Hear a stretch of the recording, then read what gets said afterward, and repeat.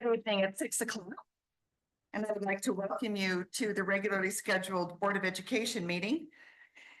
And I would like to call this meeting to order. I'd like to welcome those who are participating in the Board of Education meeting in person and those watching the meeting via live streaming on YouTube.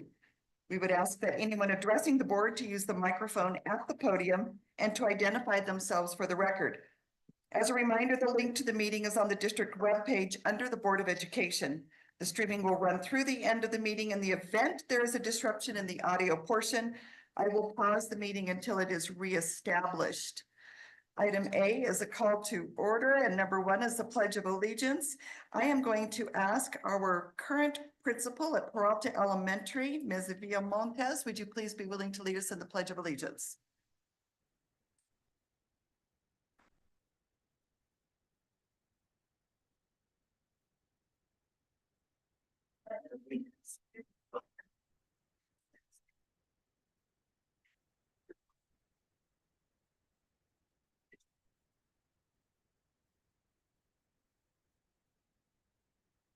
You please be seated.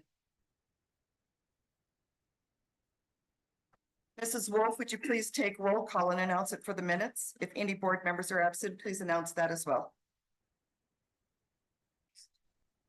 Yep. Present. Present. Here. Here. Here. Thank you very much. Dr. Kettler, would you please announce the meeting? Madam President, this meeting has been announced in accordance with the Open Meetings Resolution and is a legally constituted meeting of the Los Lunas Schools Board of Education. Dr. Kettler, are there any changes or deletions to the agenda? Madam President, members of the board, we need to remove item L from the agenda this evening. We have not received our IDEA B or pre-K entitlements at this time. Chief Student Services Officer Susan Chavez spoke with PED today, and we're expecting those in the next couple of days, at which point we'll need to schedule a special meeting for the week of June 3rd to review and approve those. Thank you. I would stand for a motion regarding the approval of the agenda with the removal of item L, approval of local application, IDEA B, basic entitlement, Fund 24106 and preschool entitlement, Fund 24109, subgrant authorization for the 24-25 school year funding. Dr. Osowski, I would move that we approve the agenda as submitted by Dr. Kettler, with the exception that we remove item L, approval of local application. And I'm not going to read the rest of that because it's a lot. And I second it. Thank you, Mr. Talley and Mr. Bennett. Mr. Talley has moved and Mr. Bennett has seconded to approve the agenda as amended. Do I have any discussion from the members of the board? Having no discussion, I will call for a vote. Mr. Vickers? Yes. Mrs. Otero? Yes. Mr. Talley? Yes. Mr. Bennett? Yes. And I vote yes. Motion passes. This brings us to item D, Superintendent of Schools report. I will now turn this over to Dr. Kettler.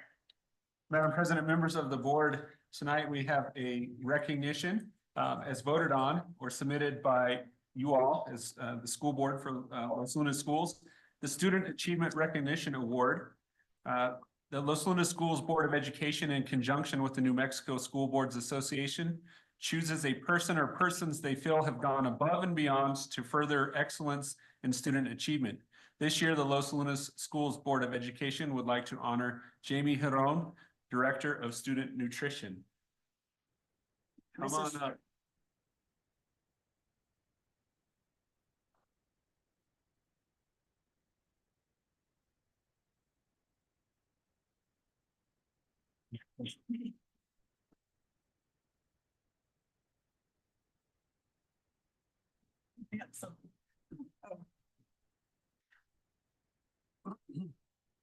You do amazing work for our students and you do it for 9,000 students 2 and 3 times a day. We cannot be more proud of anybody in our district. And so thank you very much for your service to the schools. And this is very, very well deserved and well achieved. You were nominated by Mr. Bruce Bennett and we all followed his lead. Congratulations.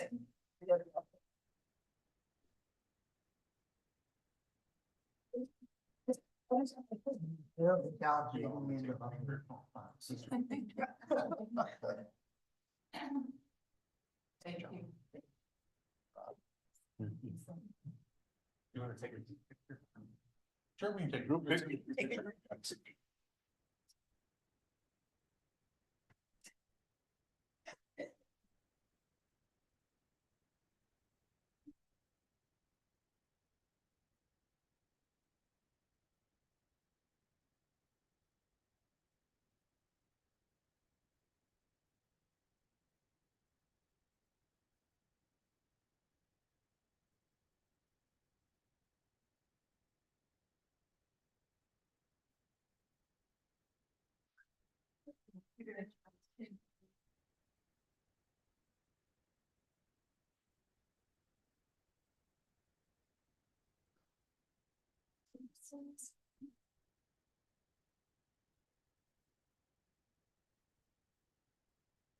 Brings us to item D2, the construction report. Dr. Keller. Madam President, members of the board, Tiffany McMinn, Director of Maintenance and Construction, has some updates for us this evening on Valencia Middle School projects, as well as Los Lunas High School and Peralta Elementary construction projects.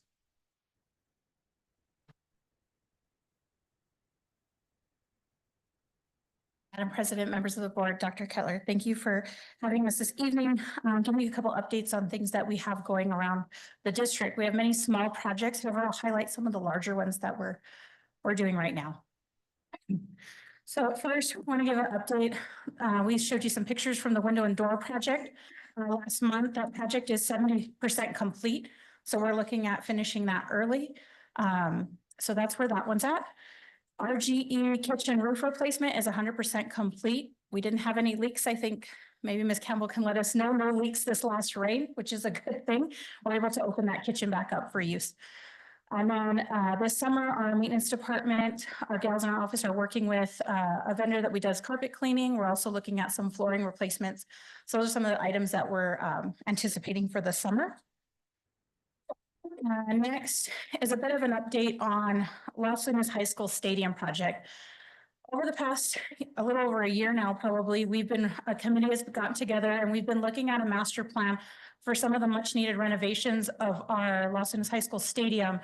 Part of that is to address the dire need of our restrooms that we need to make sure are ADA compliant for people that come and visit our campuses, as well as the infrastructure of them is quite old.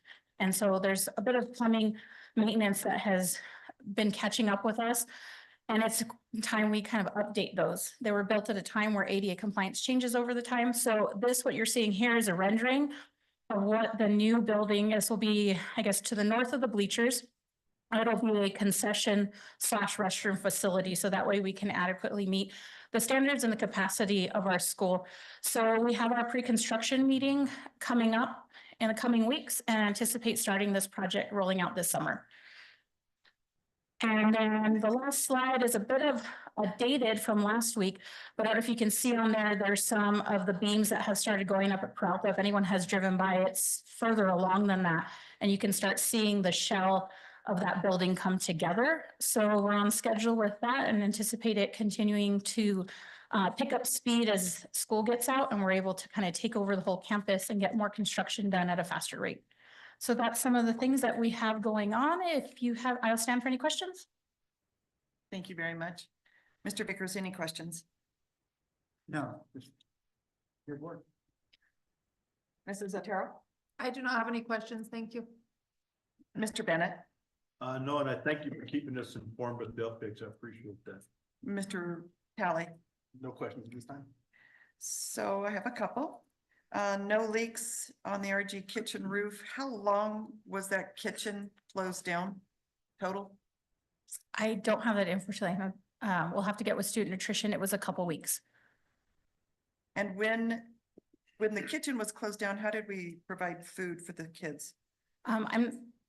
I can't speak exactly on behalf of student nutrition. Maybe Dr. Keller can give a better update on that. Madam President, members of the board, food was prepared at the Century High School location and then taken by van to RGE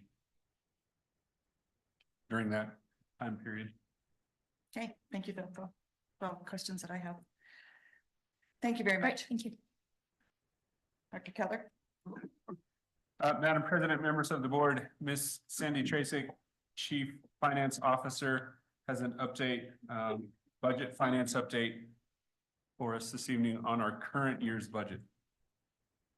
Can we enlarge that screen, please, just a little bottom corner? Thank you.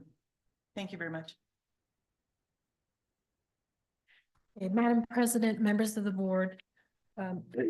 So this is showing the graph of the revenue for this fiscal year. The last one is the budgeted amount, and you can see the revenue keeps increasing at each month that goes. And so calculating out the rest of the SEG, and then also we have a couple months left of taxes and the last quarter of indirect costs coming, which I feel confident that we will meet the budgeted revenue amount. So, as for expenses, the middle graph shows actual expenses, just showing what has all been paid out, ignoring any encumbrances, which would be open purchase orders or the portion of our contracts that haven't been paid yet. So that still shows at 42% available remaining of that budget. However, we know the majority of those expenses will go through. So the next slide, the next graph, excuse me, shows our year-to-date expenses, including the encumbrances. Some of those encumbrances could be open purchase orders that might not be paid by the end of the year. But if you were to include them all, we are looking at remaining 22% left. And that comes out at this point at 28,245,466. So in both cases, I feel confident that we have the revenue that's been budgeted and we will not go over the expense that has been budgeted. And I feel confident that I will still be able to, as in the budget presentations, meet that 25 million going into excess for cash reserves. Okay, next.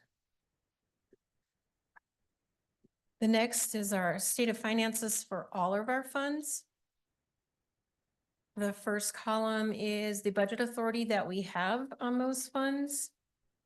And then the next column shows at this point, and this is as of like current numbers, what has been spent and obligated. So if it has a purchase order or an open contract. And then the balance remaining, and then the percentage that's left. There's a slight difference that you see is this report was done yesterday and the other one was done today. So there's a teeny tiny difference, but just in case you're wondering what a difference a day makes.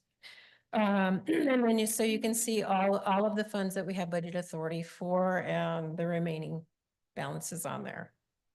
The negatives, not to be scared when you see large negatives, those are already planned for to be covered by operational. There are two funds in there that are in the negative that happen every year. So I always budget to plan on picking those up out of operation. Do you have any questions on those? Mr. Vickers, No, thank you. Mrs. Otero, No, thank you. Bennett. No. Calvin? And I have no questions. So, good. Thank you very much, Mrs. Tracy. Dr. Gordon? Madam President, members of the board, at the last meeting, one of the board members, maybe Mr. Talley, requested that we put a 3 mil update on the agenda now through the election. So I want to let you know this evening that based on Mr. Bennett's recommendation from a presentation he attended in Santa Fe, I reached out to Gino Zamora, who is an attorney with Ortiz and Zamora. Mr. Zamora has extensive background and experience in passing special elections. And so I spent about an hour with Mr. Zamora learning some of the things that he believes make special elections successful. So specifically, he recommended, number one, that we hire a consultant, which while I appreciate is very expensive and not in the budget. So from there, we moved to creating a plan where we want to target or are targeting parents, teachers, students, and residents using a variety of media, specifically online resources such as our district website, social media. There are newsletters that go out specific to the community as well as the county. We will have print media ready to go this summer in the form of postcards. And we also have put together, with the help of KRQE, some promotional ads for the 3 mil election. One is 30 seconds, one is 15 seconds. They're currently running on KRQE. They will be on our website if they are not on the website already, and as well as social media. I have the 30-second one tonight to share with you all. I don't know if you've seen it yet. And so I think Brian will play it for us. Hopefully we have sound. Attention, Los Lunas Schools residents, our dedication to the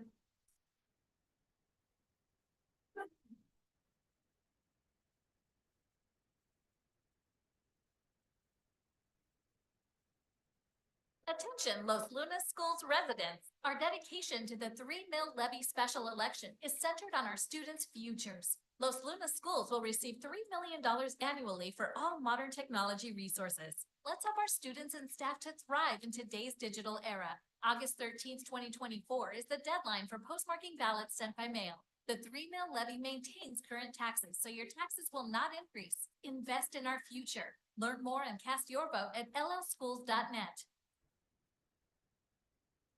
In addition to a more formal commercial ad like that, we are working on some ads with students that are created by students and express in students' opinions or in their voice, rather, technology and how important it is to them in their education in the classroom. So more on that to come. Thank you very much. And number 5. Other comments, graduation this past weekend was very nice, was very successful with all of the graduates that we had. It was an all-day event where we celebrated not only Los Lunas High School and Valencia High School, but also Century High School. It was well attended by parents and family. And as we completed graduation, now we're transitioning into the end of the school year. And so I wish all of our community a happy, safe, and relaxing summer. Thank you very much. Item D, item D, the superintendent of schools report was for informational purposes only. No action is needed or warranted at this time. Now on to item E, board commendations. Board members, do you have any commendations that you would like to offer this evening? Mr. Vickers?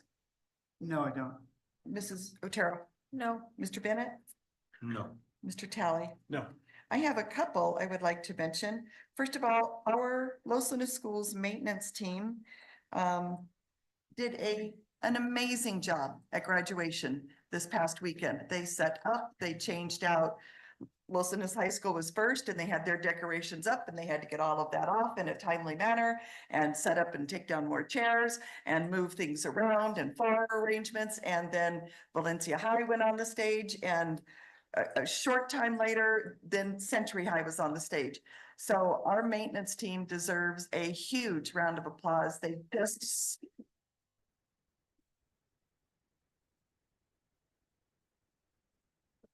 I'd also like to congratulate our principals and the admin staff, plus the counseling staff. You did an amazing job getting those students to the finishing line. We were very impressed with the robing ceremonies, with the academic award ceremonies. We had so many students receive some form of scholarship or acknowledgement of their achievements while they had their last 4 years of high school. It was a joy to see so many students walk across the stage for Century High School. So any staff that participated in that, you have my congratulations and my thanks for helping kids get to the finish line. And that's the end of my commendations for this evening. On to item F for public comment.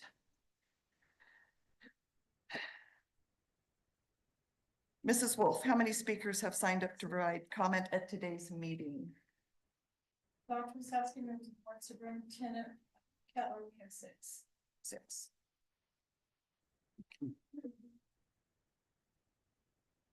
Thank you very much.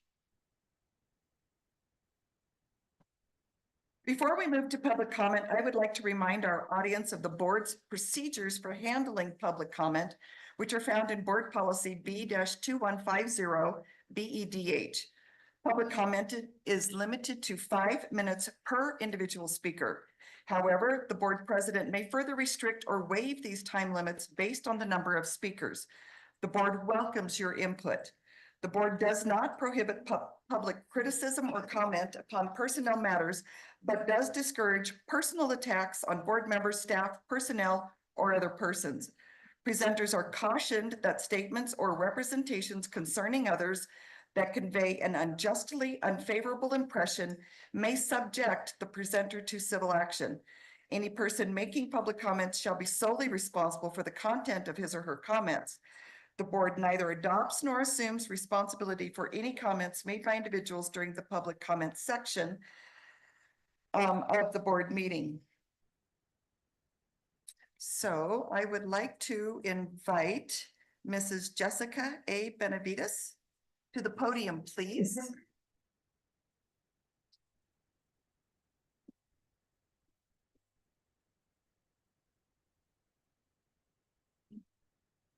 Mrs. Benavides, when you're ready, I'll start the timer. Okay, I'm ready. Madam President, members of the Los Lunas School Board of Education, Superintendent Kettler, thank you for the opportunity to speak about the closing of RGE. I'm very nervous, so I'm gonna be a little bit shaky. When speaking to you, I will be giving a voice to all the people you did not notify that RGE was closing. That's the children of RGE, their parents, the staff of RGE, and the Los Lunas school staff throughout the district. I want to tell you a little bit about a few of the positive things happening at RGE. First of all, Raymond Gobaldon is 1 in 4 schools throughout this district that has a community enhanced learning or CEL program with 9 students enrolled now. Our staff working with these students, and some of them are here, not only teach life skills, social skills, and academic skills, but also acceptance, tolerance, and tolerance. Some students come from other schools that do not have a CEL program. Where will these students go? We're also a direct feeder to Los Lunas Middle School. We have community events every month that our families flock to. Our fall festival was very popular this year, and I felt like all of Los Lunas was there. It was crazy. We had high school students there enjoying our games that we set up. My husband and I weren't even able to leave our fishing booth for the entire event because so many people were there. Some questions have come up to me that I believe need to be answered, such as, why are you even bringing the closing of RGE up so suddenly? The last news at the end of March was that there was a 5-year plan, and in that plan was a renovation of RGE, not the closing of RGE. Why have a 5-year plan that you are now changing? Where will the students go? Will there be overcrowding in the other schools? What about the well-being of students and families? Why weren't families notified of this? Why wasn't the public notified? If we need to save money, I can only think that that's what it's for. Why was it stated at a previous meeting, a previous board meeting, that you wanted to change the computer operating system to Microsoft Windows or Chrome when we already have perfectly good Apple Mac system? So I'm wondering, do things matter more than humans? Research has shown that stability is the key to providing better academic outcomes, stronger social connections, and better parental engagement, all leading to a successful life. By sending all these students to different schools, you are breaking that stability in their lives. You are steering them to unclear outcomes. Speaking for the staff of Wilson schools that have spoken to me, you will be overcrowding other schools if you close RGE. Classrooms are not big enough to house other students. Sundance and KG are already overcrowded. There is not enough space in other schools. Some of RGE's classes are overcrowded even now. Teachers are already working to their limit. Why would you want to place even more on their shoulders? Why would you want to subject Wilson's children to that? Also, where will staff go? Many have made huge commitments to RGE students and families. Many work at RGE because of transportation or the population we work with. Did you think about them when contemplating this idea? And finally, I'm asking you with all my heart to not close RGE. It means a lot to me.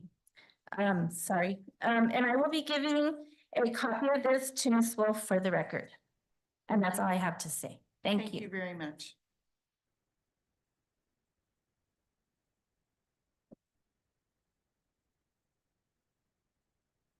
Thank you very much. I appreciate the time that you took to prepare that. Thank you very much. May I invite, please, Lieta Wells to the podium?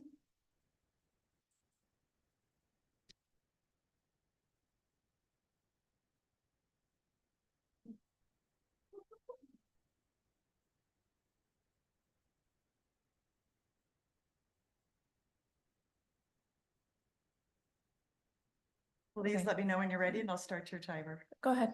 Okay. I don't have anything prepared like Miss Benavides did.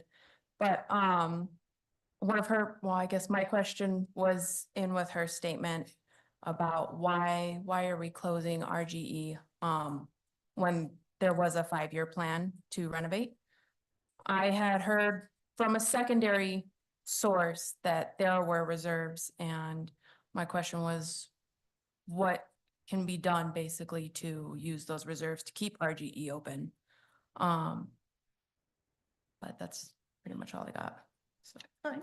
Thank you very much. Do you have anything else you would like to add? not that I can think of. Okay, well, I appreciate you taking the time. Thank you very much for doing that.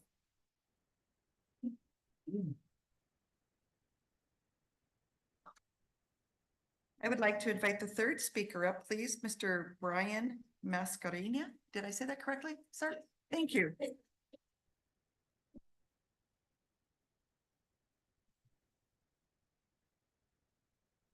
I'm a parent, student at GE. So, it was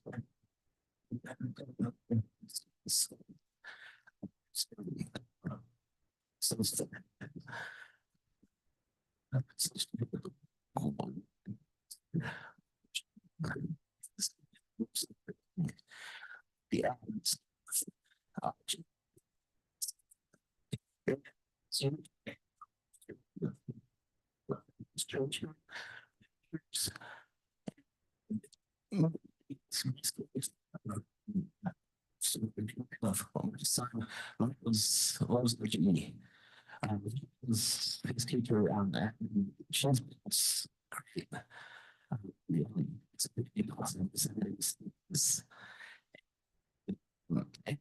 I see a lot of education because of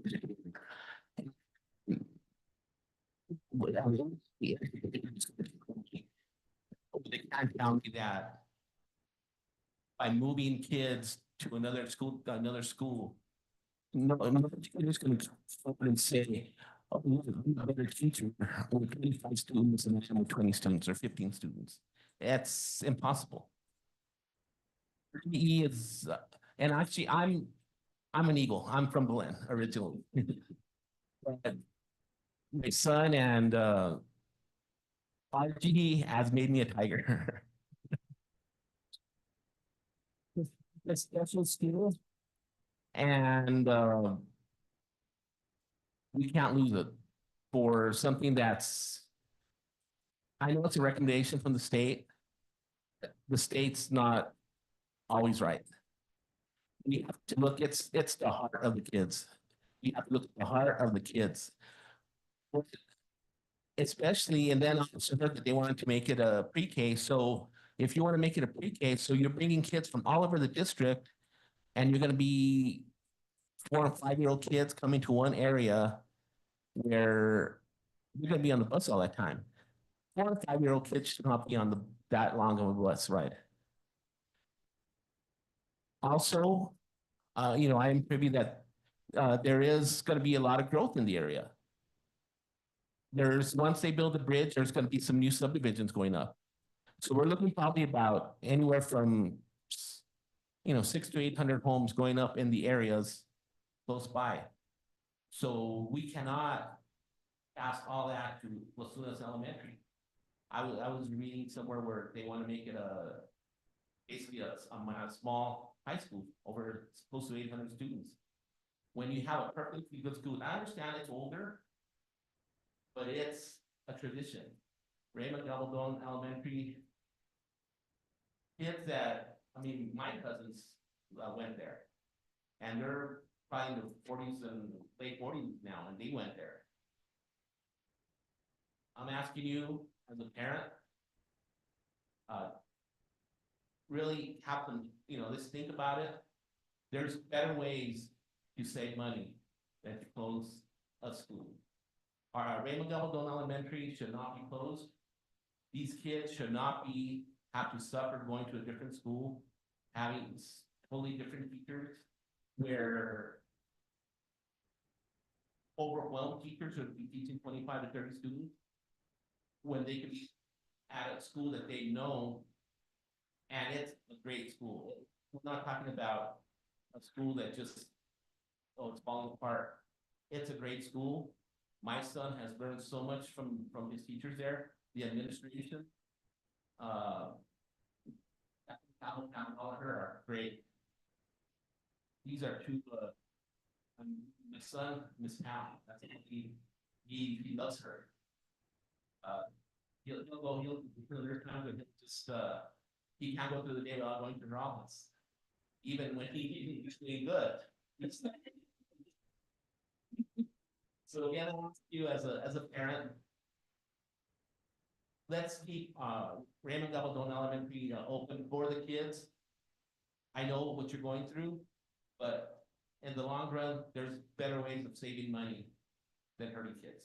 Thank you very much. You have 10 seconds.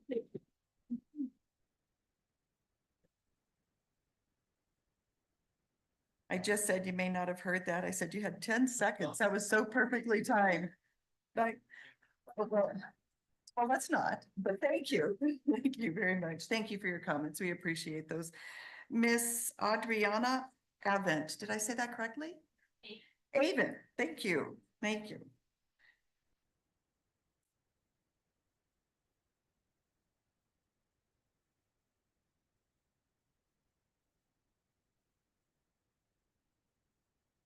Can you guys hear me? We can, we're Awesome. ready. Well, thank you guys so much for letting me speak at this meeting. A lot of emotions. So I found out last week from my principal that RG was closing. I have 2 students that go to school there. So I was infuriated from Monday until this meeting today, because I've had no communication from the board, no communication from the district. You know how hard it was to sit through graduation and look at all the board members and look at the cabinet? And I just wanted to say, why? So That's my question, is why? I have two children that are in special education. One is going to be starting pre-K at LLE. The other one is currently at RGE. She's going to be going to third grade. She is receiving interventions inside of her classroom thanks to Ms. Begay. But if she transfers to LLE, she has to start all over again with new teachers. My fifth grader, who's going to be in sixth grade, this is the only school she's known. We chose our house in this location because we wanted our children to walk to school. So a lot of you don't know me or my family. I was raised here in Las Lunas. My husband and I are both Las Lunas High School graduates. A lot of our teachers are now serving on the cabinet, which is amazing. I am working with teachers that I've had at this school as a teacher myself. I've completed my MBA and I plan to get into administration because I want to be able to speak and be the voice for our children. There's a reason why my husband and I chose specifically to stay in this community. We are raised by this community. We love this community. We've had other options to go other places, but this is our home. This is our children's home. And for them to go to LLE, there's nothing against LLE. I went to LLE when it was a brand new school, but they've known nothing but RGE. They've known all those teachers inside and out. Those teachers know our families. It's heartbreaking to hear that there are teachers having to be separated and that have worked there for, gosh, how long has Miss Hamilton been there? Like, that's heartbreaking.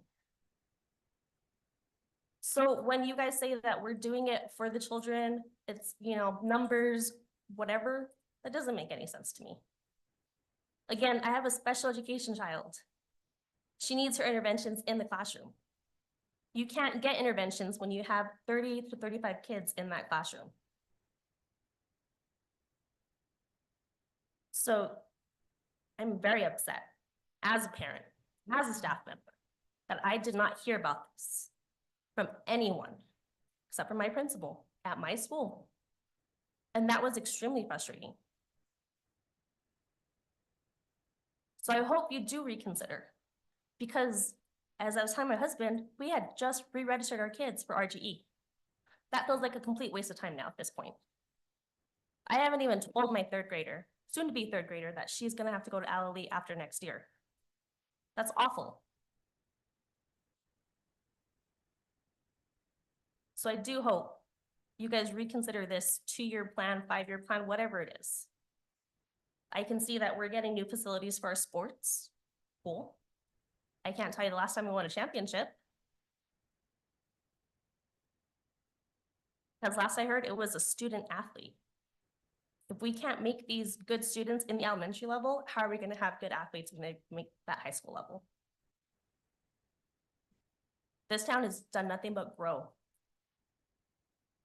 When my parents moved here almost 40 years ago, it was a cow town. I love telling students that we didn't have a movie theater or a Walmart for the longest time. So I think we need to double check our priorities. Thank you. Thank you very much.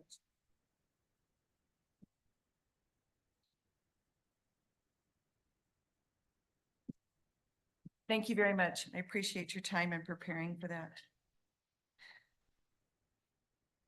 May I invite Mary Ann Chavis to the podium, please?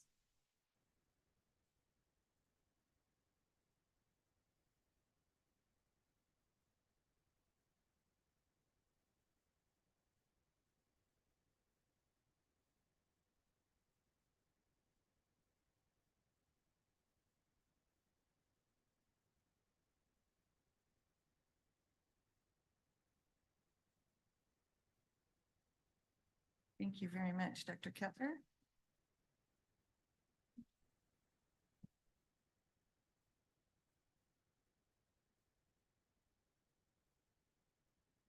Good evening, Dr. Kettler, Madam President, and board members. I am Mary Ann Chavis, Inclusion Support Coach at RGE and Union President. I am a voice for the district employees, but most importantly for our students. I want my statement submitted and the artifacts that I have just presented to you to be on the records and the minutes for our school board meeting. I'm a lifelong resident of Los Lunas and a product of Los Lunas schools. I am also a product of Raymond Gabaldon. At that time, it was Central Elementary. I can usually speak, and this is hard for me. Do you understand that this is an old school? I understand it's old, and so do many parents and staff members. I'm not going to read this. It's made an impact on me in several ways, mostly for my peers.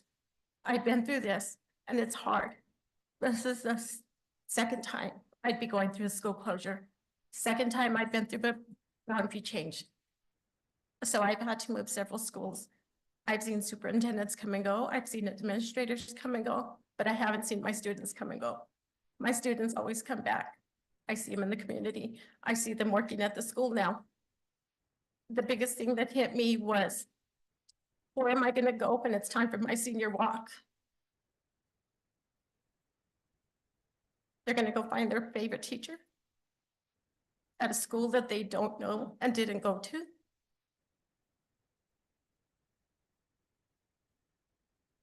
These are not only my colleagues.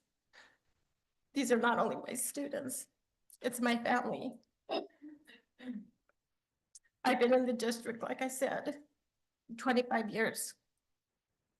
I've devoted so much time to this community and support. I go to RGE and I'm at every community event that I can. And I was the same thing. I was there for everything because of the students. I was at Ann Parish, same thing. I was there for my students. Because of the population that we have, they're different, they're unique. We can see that when we have students from Sundance, KGE, Peralta, Bosque Farms, you love them just like I do because they're our students in the district. But our students are unique because they come from all over. We have the student, the cell classroom. Again, community enhanced learning. We have 9 students right there. We have more coming the next year. I've been planning IEPs for these students coming. And what do I tell parents when they say, I'm looking forward to next year for them being in this classroom? I look forward to whatever teacher they're going to be getting. How do I tell them that they may have to go to another school next year? When I see my students out in the community, what do I tell them? You can't find me there anymore. It's hard. It's a social injustice because I've been there. I've had it done to me. And then what happened to Daniel Fernandez? It's another school. So they told us that we're closing it, but new people are there instead of leaving the staff that was already there.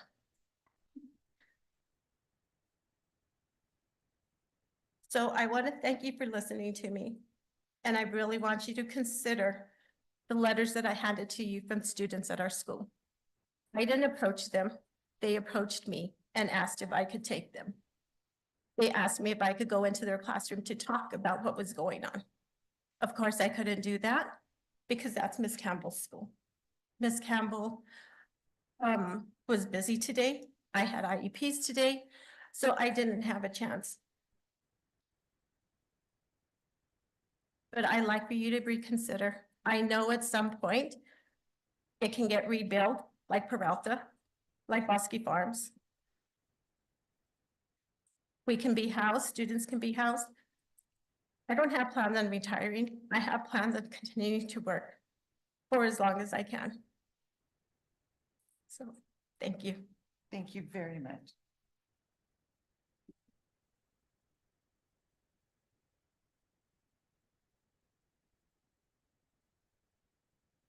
I had just a few moments to read through a couple of these. These letters are absolutely priceless, so thank you for giving those to us. We very much, oh, your time is up.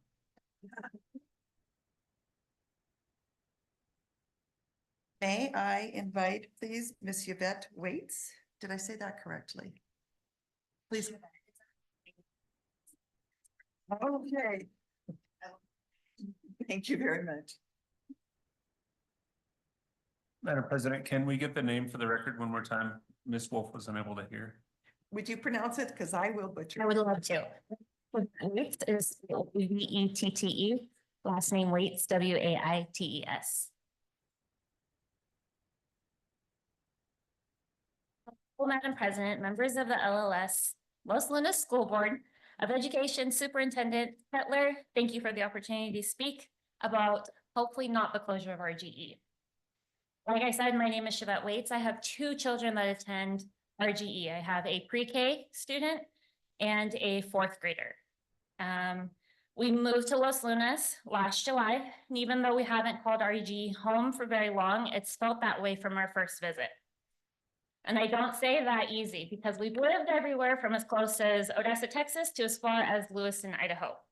And I can be honest with you, we've never been welcome to a school like we were at RGE.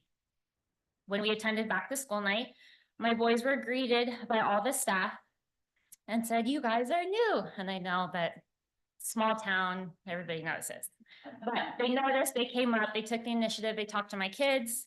On the first day of school, as I was crying, saying goodbye to my son in pre-K, Mrs. Campbell said, "Don't worry, Mama Waits, he's in good hands." And I thought she's just saying that. But here we are at the end of the year, and I can promise you that my kids have been taken care of. I mean, from my pre-K leaving his water bottle in the car, I've had multiple staff members call me and, "Your son needs his water, is he okay?" And I don't feel like it would be like that at an overcrowded school. So all of the staff has made sure that my boys are happy, safe, and learning in a very fun environment. My oldest was just recently tested into the gifted program. The meetings that I had with Ms. Montero and Ms. Pam always made me feel like my son was cared for, and they were excited to be advocates for him and his education. I've had the pleasure of serving as secretary on the PTO board for the past few months this past school year.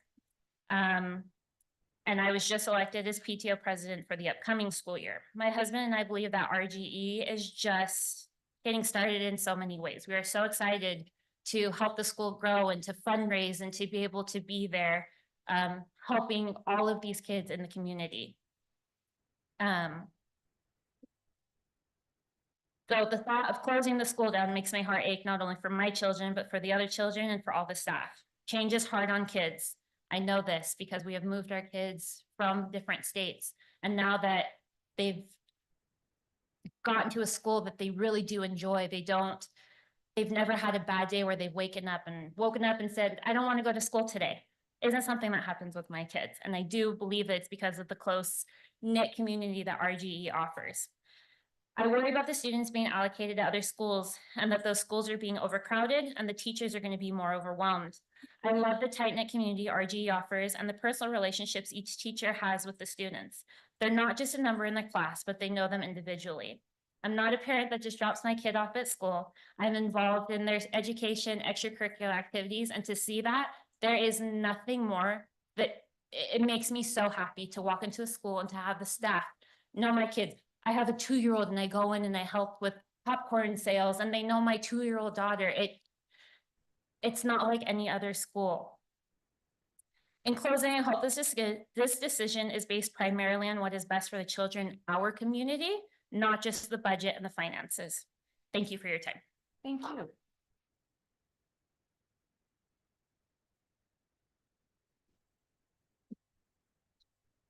I would like to say that I know that it takes a lot of effort and sometimes overcoming some fears to stand up in front of a group and express your opinions and your emotions.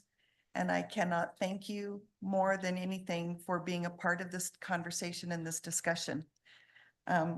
Took copious notes about your comments, and I know that the board listened intently. And the next item actually is going to be a continuation of this topic, so please don't feel like I'm dismissing you. Please direct your attention to the screen. You only get 5 minutes? I do not. I do not. I'm ready for my presentation. Yes. No, it's mine. It's the one that I sent you.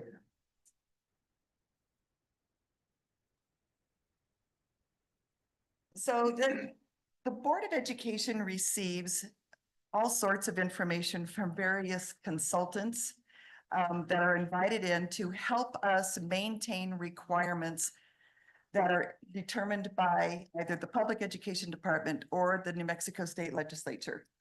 And as examples, these are just some of the many pages that we have received regarding enrollment and attendance boundaries and recommendations for this board and all previous boards before this board. When we have to consider things like how do we prioritize which buildings we would like to ask the state for assistance with money. A good example is Peralta Elementary. You're going to see some other example, or you'll see at least one example in this presentation.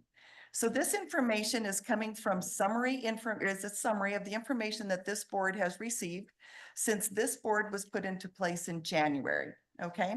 And if you would like to see this, let me know and we'll see what we can do to email you a copy of the various presentations. They're Dr. quite Sasaki, good. Yes, sir. Do we need a copy for the record? We'll get you a copy, but I didn't have one made for you before this because I am a negligent board president. But I will make sure that you have this because these are my comments. Okay, next slide, please. So these are the topics that are going to be associated with this particular agenda item. First of all, will be some background information that I will share with you. Part of that information will then go into the projected enrollment for RGE as we received from our consultants, the existing capacity and utilization, transfer practices going into and out of RGE, some comments about students who are currently assigned to RGE from the Air and Parish School community, and a proposed schedule. Next slide, please. Some background information. There is one of our consultants that goes around and does an assessment of every school facility that's a public school in the state of New Mexico. And they have a rating system that all schools, all public school buildings, campuses, schools, et cetera, go through. They look for things about adequacy. So in other words, is that classroom space adequate for children to be in when we know the current numbers that are supposed to be in a classroom or allowed to be in classrooms before we have to do things like having aides or et cetera. The adequacy standards also include the square footage in a cafeteria for a set number of students per lunch. For specialty classrooms, maybe the gymnasium or the multipurpose room. RGE, so without considering the Blue School, which we do not have children in, or the Opportunity School, RGE has the worst adequacy rating in the district. It was rated as a 43, which is considered poor. I need to let you sink in for that just a little bit. That means that permanent classrooms, RGE, are rated, you'll see the numbers, 43%, or the overall score, 43% for adequacy. It's a poor rating. Many of the classrooms do not meet New Mexico adequacy standards for pre-kindergarten or kindergarten. I have a 14-month-old grandson. That 14-month-old grandson could enter RGE in the 28-29 school year. His father went to RGE.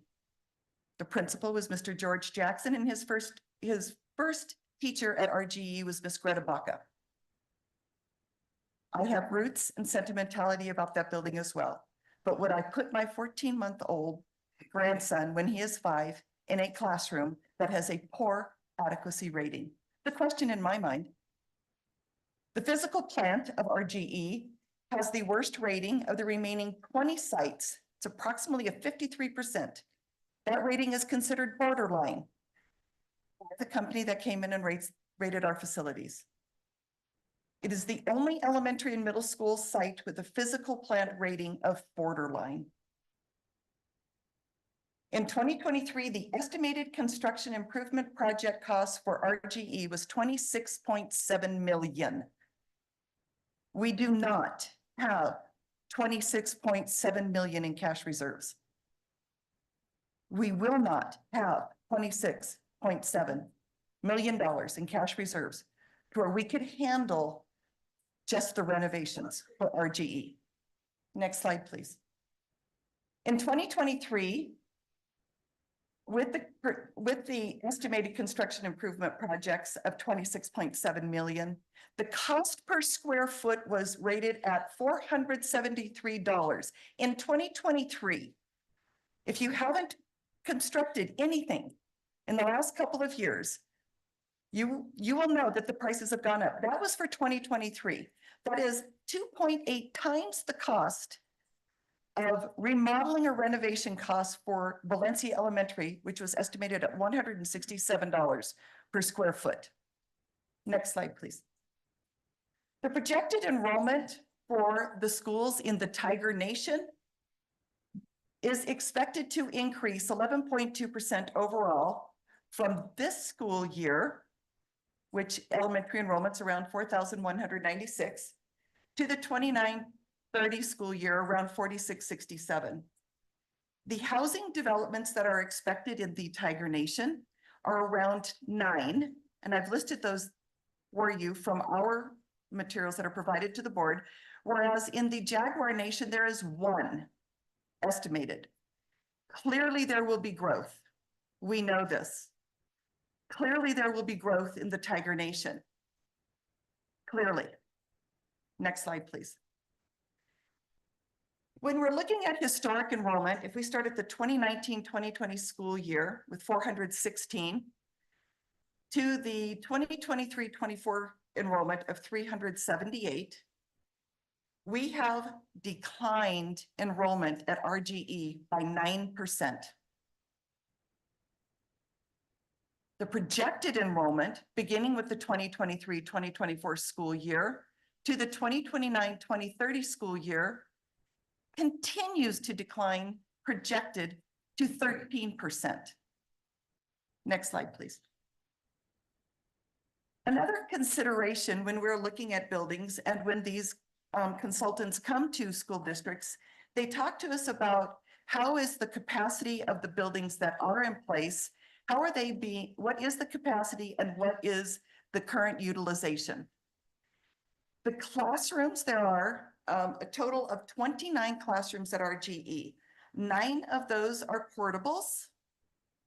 20 of those are constructed classrooms. 30% are portables. 30%. Of those, 7 of those classrooms that are permanent are considered below the New Mexico adequacy standards, which means we are putting approximately 35% of the currently enrolled students in classrooms that are not adequate.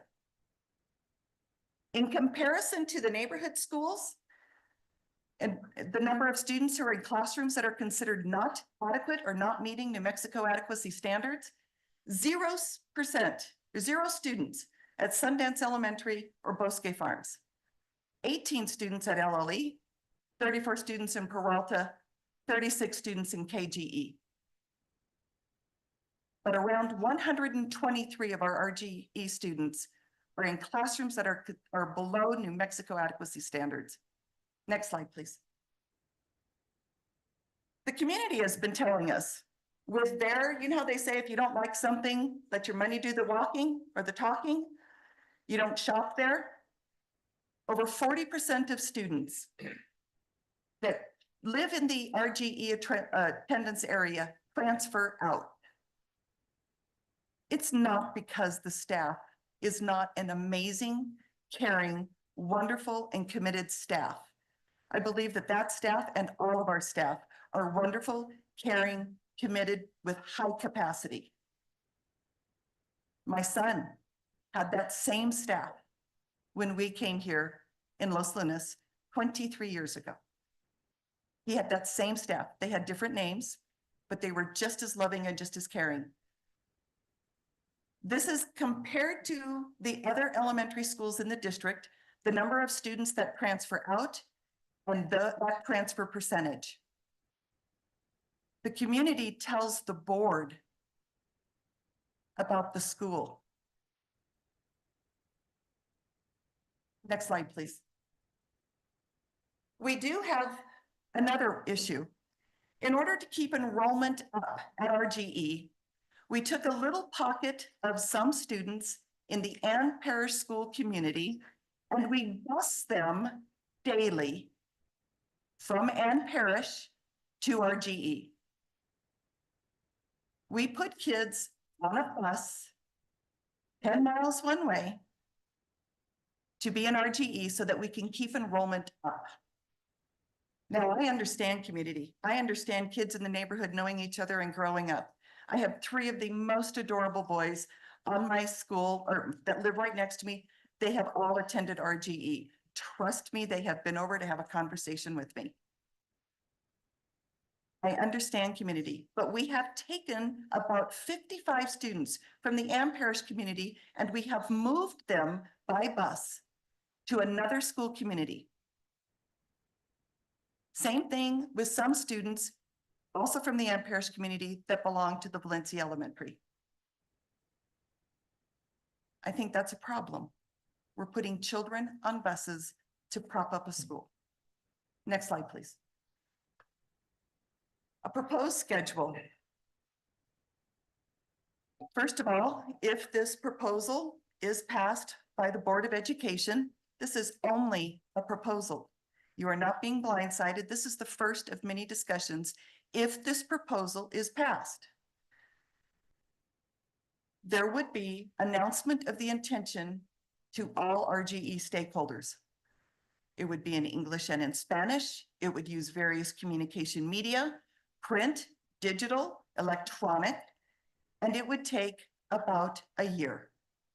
This is not happening tomorrow. That building is not intended to be destroyed. There would be community meetings, a minimum of 3, as we go into the fall to hear concerns. We hear overcrowding concerns.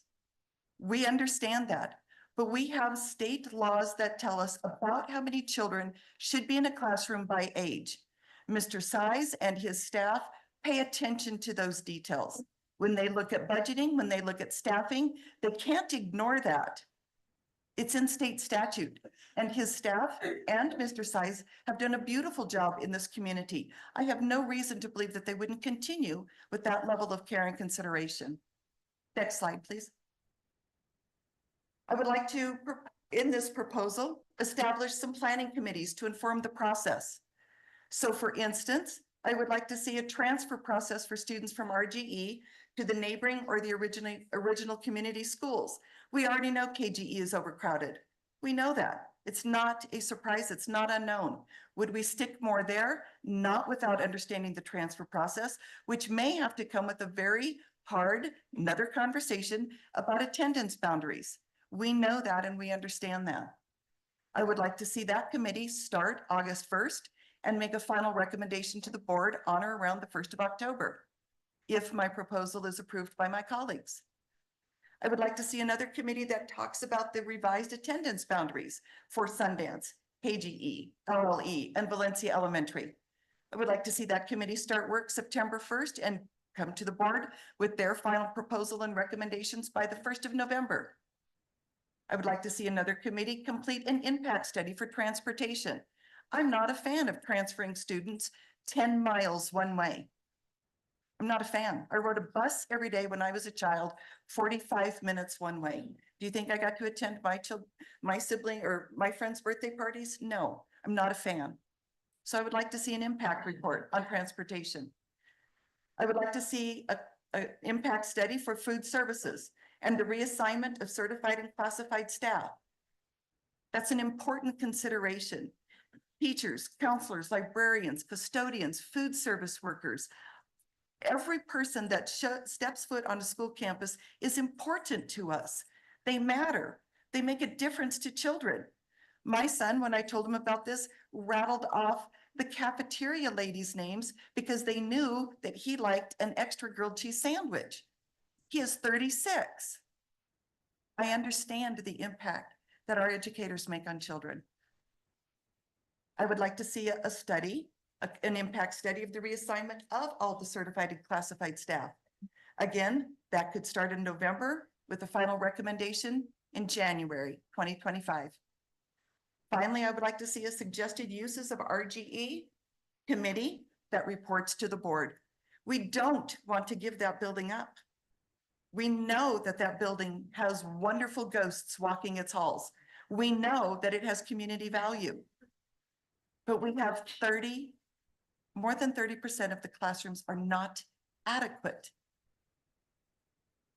The cost for renovation is $26.7 million.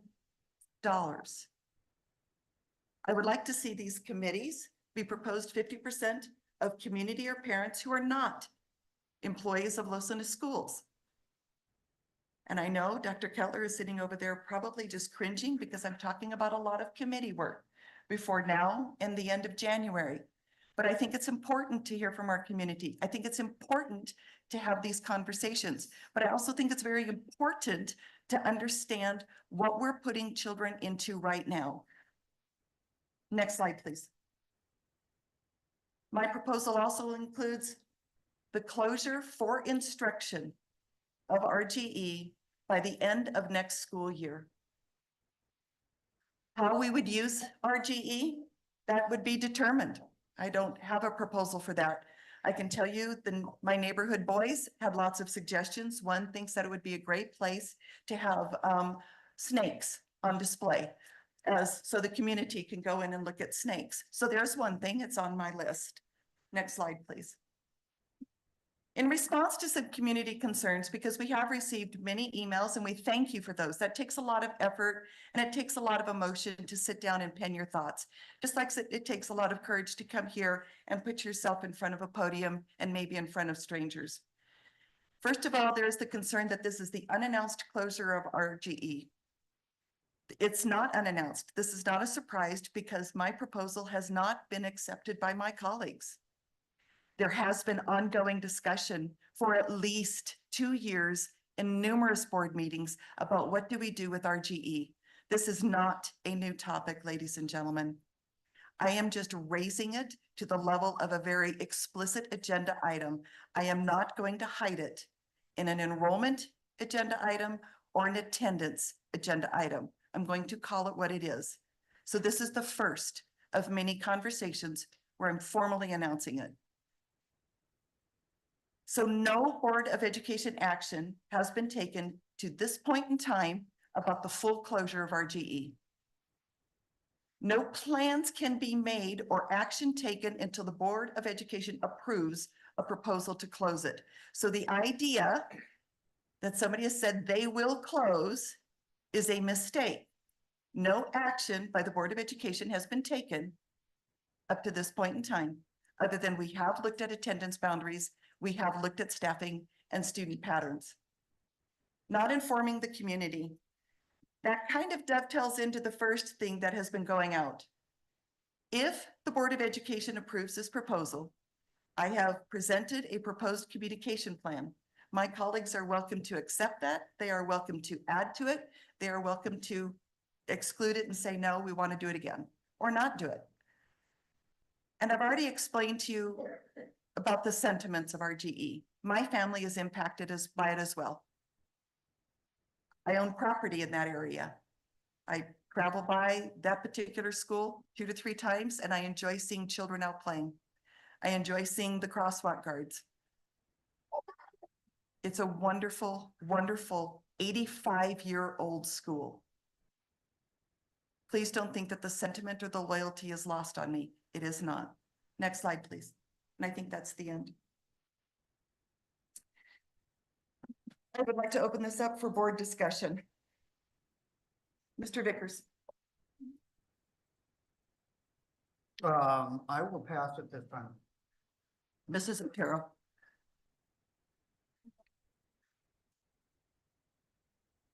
Mr. Bennett. Yeah, I'd like to pass and review all your presentation. Thank you very much. And Mr. Bennett, Mr. Talley, I'm sorry. So I agree with Mr. Bennett. Before we make any motions or movement on this, I'd like to be able to have time to review what was presented as this is the first time that I've seen it. It's probably, I think it's the first time any of us have seen it. Well, So this is the first time you've seen it in that form. We've seen it since January. this is the first time I've seen your plan That's correct. That's correct. to execute. Yeah. And while I think it's great, very well structured, I think that all of us need time to digest it. Sure, that's fair. So at this point in time, no actions is being taken, so this was discussion only. I will move on to item H, which is the presentation and approval of the district budget for the Can fiscal we year. take a 5-minute break? Would you like a 5-minute? Let's take a 5-minute break. Yes, please. Let's take a 5-minute break. Let's resume at 7:15.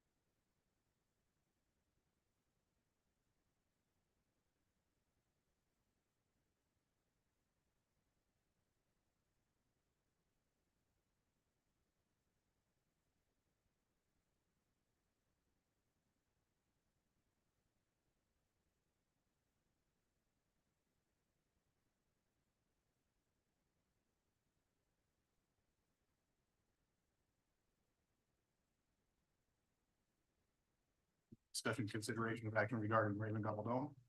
We discussed, in my perception, item 1. No, we discussed item 2, but not 1. I'd like to touch on item 1, the movement of some students to. Okay, So there is a good group of students that live in the Ham Parish School District that are being bused daily to RGE. And at some point, when the district realigns, they will actually be moving to their correct school. And we could move that forward and have it happen earlier. And I think, so Dr. Kettler, is there any impacts like with construction or with portables? What? Madam President, Mr. Talley, by my calculation, with the new boundary, there would be some students moved from Valencia Elementary in addition to the ones that would need to move from RGE. And the total would be 131 students, which I'm unclear as if and Parish has the current capacity. Given that with construction on the horizon, I would ask Tiffany McMinn if she could approach the podium and talk about what that would look like. Would it be increased would it be additional portables, increased cost to the construction? Would this throw our award that we're seeking in June into chaos? Madam President, members of the board, Dr. Kettler, thank you I will address this the best I can. If not, I can get answers to any other additional questions with the correct exact data to Dr. Kettler at a later time. Part of the recent boundary and enrollment study that was approved by the board, the last board meeting was sent to PSFA and the council as our direction going forward. And that primarily was focusing on Am Parish Elementary and our current PSCOC award that we have to renovate / rebuild that school.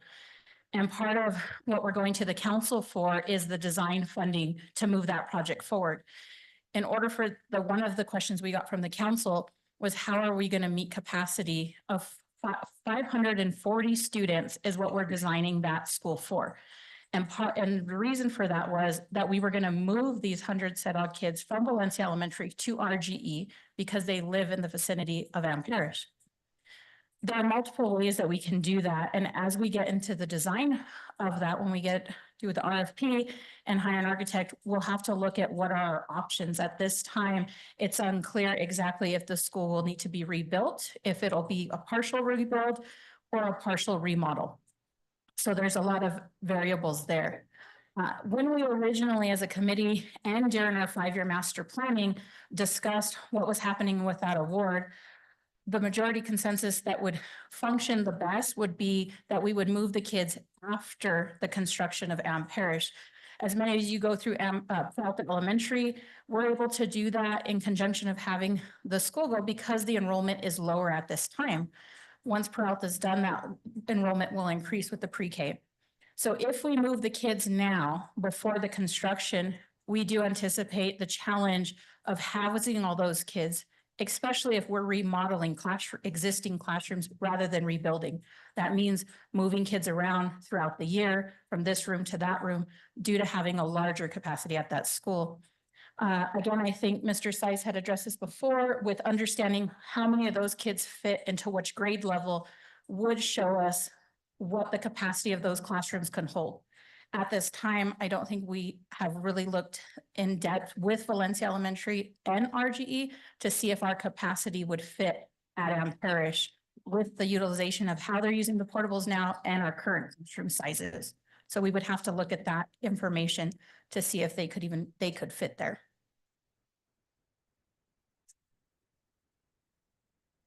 Dr. Kettler, I'm confused because 130 or 131 students is a different number than we have discussed before.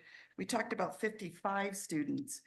And then when we looked at capacity from the latest information from whatever Colleen's group is, Am Parish was the functional capacity of 560 students. And we are not at that capacity. Am I missing that data? Am I missing an understanding there? Madam President, I too am missing some data from Colleen. I cannot locate where the 66 Valencia Elementary kids, and my number was 65 for RGE, who would be affected and moved to Ann Parish. I cannot find that on the most recent table that was shared with me by Colleen from Visions and Planning. Well, the 56 that I see, Dr. Kettler, are on the slide dated proposed elementary zone changes for the 26-27 school year. And that is the students that transferred out of Ann Parish. That was 56 to Raymond Gabaldon. But that is not the number that would have been redistricted because of the attendance change. Correct. Those are in addition to the students that were impacted because of the attendance change, the attendance boundary. And that attendance boundary was adopted in 2022. Correct? Correct. I'm sorry. Yes, Mr. Bennett? What page are you on? It's the proposed elementary zone changes for the 26-27 school year. Yeah. It's a very complicated table. Mhm.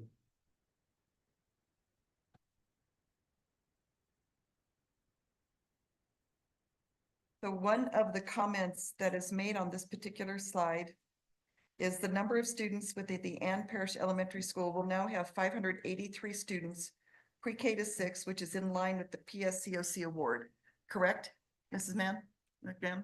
To have 540 students. This says 583. I will have to look further, but I believe our application is 540. Okay. Yeah, all of the data on this particular recommendation from Colleen is 583.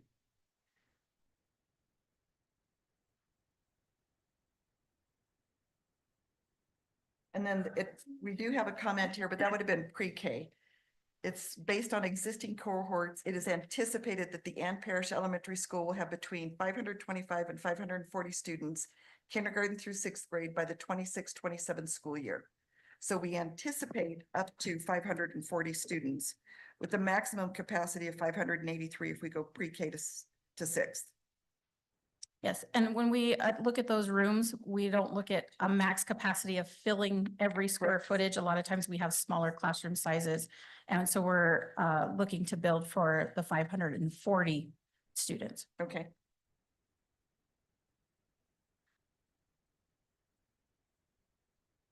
I know one of the recommendations from Colleen's group was replace Raymond Gabaldon Elementary with a new pre-K center to accommodate up to 160 students at its current location or at another school site. It should be noted that many of the classrooms at the RGE do not meet adequacy for pre-K or kindergarten, and significant modification or replacement of the school would be needed.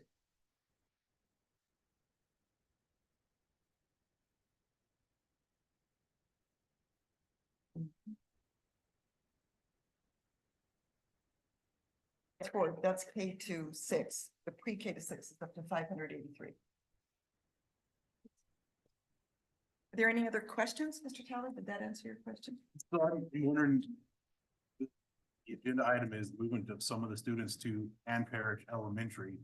And if it doesn't make sense to do that at this time because of how it will affect construction, I wouldn't make that motion. But if it does make sense to do that at this time, make the motion that we go ahead and do that now. And Ms. Bennett? On that question, I thought it was a movement of also kids, not just to Ann Parish, but also to Valencia Elementary. Well, it could be. What I presented was that we would allow students who are in Raymond Gabaldon right now from the Ann Parish community that have been bused to a motion could be, I did not make this motion because it was a proposal, But a motion could be to allow the students who have been bused in from the Ann Parish community into Raymond Gabaldon or Valencia Elementary, to allow them to voluntarily return this school year without having to go through the transfer process. So we could, as a board, waive the transfer requirement processes for those students only returning to Ann Parish, not to allow them to return to Sundance or Catherine Gallegos, because those schools are at capacity, from my understanding.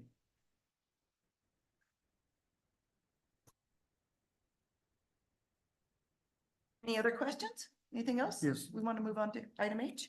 Yes, Madam Chair, I've got a few questions. Do we know the grade level of, for instance, the 55 that are bused down to RGE? Do we know what grade level those kids are in, and how many would that be a moot point with, because they'll be going on to middle school?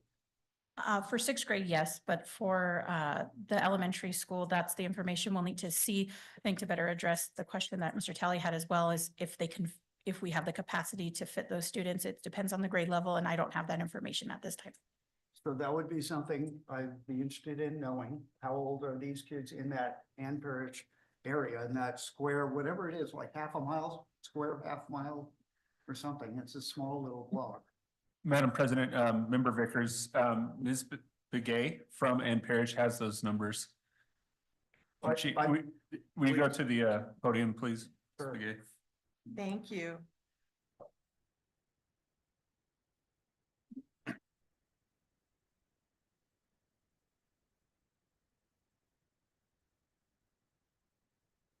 Madam President, Dr. Kettler, and members of the board. When we first heard about this, my secretary got on the phone and called who she knows to get the numbers for us, because it sent us in a little panic, because we are currently fifth and sixth grade classes are holding between 27 and 30 kids per classroom. So we were very concerned about adding on more students, and currently we are able to utilize classrooms and not portables for our general ed and our special education classes. So that's been a plus. Our portables have been used for band, social worker, and also to house our gifted teacher when she's on campus for her gifted class, and then office space for our SRO and office space for our PE teachers, because they do not have office space in the gymnasium. So with that, as we were looking at the numbers, we could absorb all of them except for at sixth grade, because that would push our sixth grade over capacity of students. So we would inherit, I believe it was first graders, 11 second graders, 8 third graders, 11 fourth graders, 14 fifth graders. It was what they are currently. So if you jump them up 1 year, so we would our fifth grade, who now houses 29 to 30, we would increase, you know, from 60 fifth graders with 2 teachers up to 75. So we would have to gain another sixth grade teacher at least. And then our kindergarten right now, what we're looking at, we're setting at 19 in each of our 2 kindergarten classes. We have 2 kindergarten classes, and we have enrolled 38 kindergartners, and we are only in May. So we would be looking at even adding a kindergarten teacher come August. So yes, we would need more teachers, and then we would have to reorganize our space to ensure to try to keep everybody in classrooms and not send them out to our portables. So please keep in mind that this would not be a mandatory reabsorption. This would be voluntary if somebody wanted to go for the next school year. Students, Right. and that makes it hard on planning being voluntary, Well, that is true. That is true. especially with our sixth grade class size. So, What do you have for the sixth grade class size? Would you repeat that? so currently we are at 29 in each classroom. Our current fifth grade has 29 in each classroom, and we would absorb absorb 14 students if we transferred in Valencia and RGE. So we would have to have another teacher at 6th grade. And then if there's any kindergartens registered, I don't know what those numbers look like because we are just now registering kindergarten, so we would need another kindergarten teacher.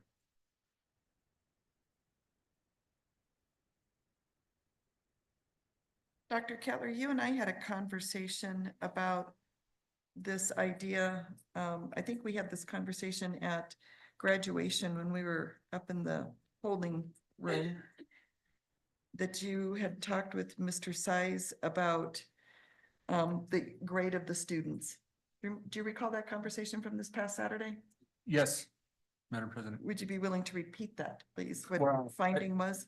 I don't recall exactly what I said on Saturday. I'm sorry, Madam President. There were only 3 graduations. I was also at those graduations. Yes, and you remember, so you could probably refresh my memory. You had said that you had already spoken to Mr. Size. about Correct. the grades of those students Correct. and what teachers could be reallocated if the voluntary transfer, if all of those parents agreed to go. That is correct. Do you recall that? I do. Thank you. That is correct. Madam Chair, can I continue? Yes, ma'am, or yes, I sir. Sorry. really appreciate that data. I've been, it's sort of all up in the air, so that is really important. I appreciate you guys digging into that. And I understand the desire to stay in the building. But when my kids were at Ann Parish, they went to portables and it was okay.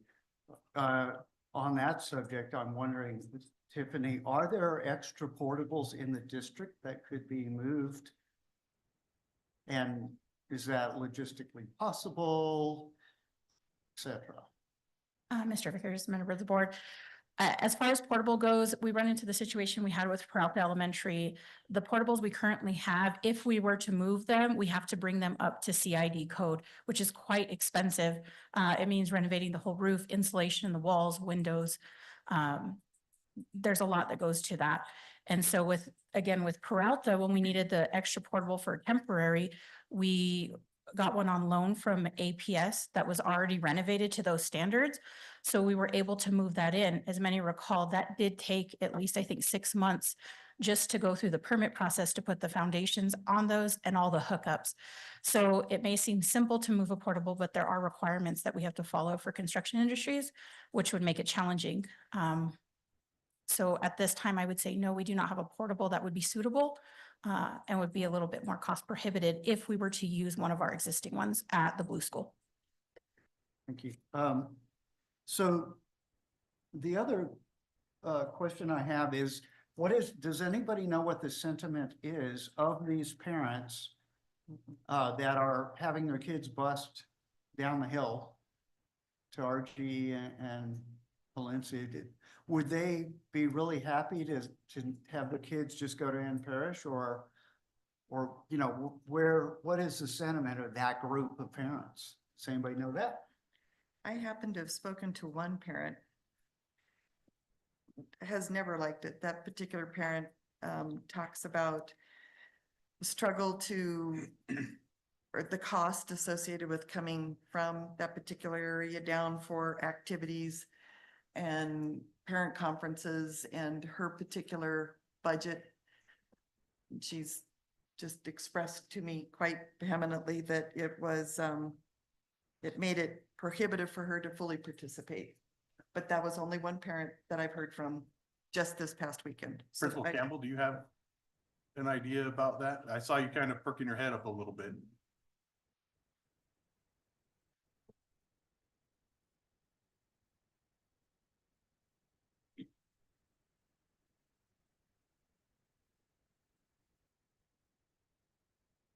By the end of the meeting, all of you are going to be standing over by. Just know that families that live up there have been with us for years, and their older siblings have graduated from Los Lunas High School because this has been a longstanding practice of them going to RGE, Los Lunas Middle School and Los Lunas High School. So I think it would really be traumatizing for a lot of them. Some would probably like it, like Dr. Olsowski said. They would love having that convenience of being right there. I know of one parent who was going to enroll her kindergartner in Ann Parish. And they told her, no, you're in the RGE district. And she kind of worried because the child had already gone to that first registration. So I'm sure there are some parents that would appreciate that. But for the most part, we have a lot of students that have been longstanding kiddos at our school and families that are part of it that I think would be really upset with the situation. I know I have 2 staff members that live in that area, and they've already asked, would they be able to bring their kids still since they work at RGE? Thank you. Okay, so that would be an interesting thing to find out, or just a dialogue to have with these parents that are in that situation, and just sort of get the sense of where they are on this whole issue. And then there's one last thing I wanted to ask is, I don't know if anybody in transportation is available. How many buses are we talking about that go to RGE? How many kids does a bus hold?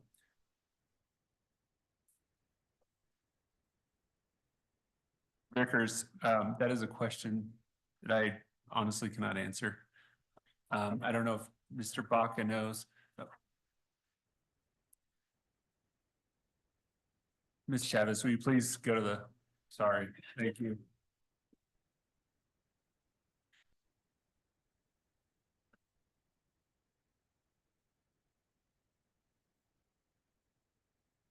And I am not the expert. I just know from doing bus duty that we have 5 buses.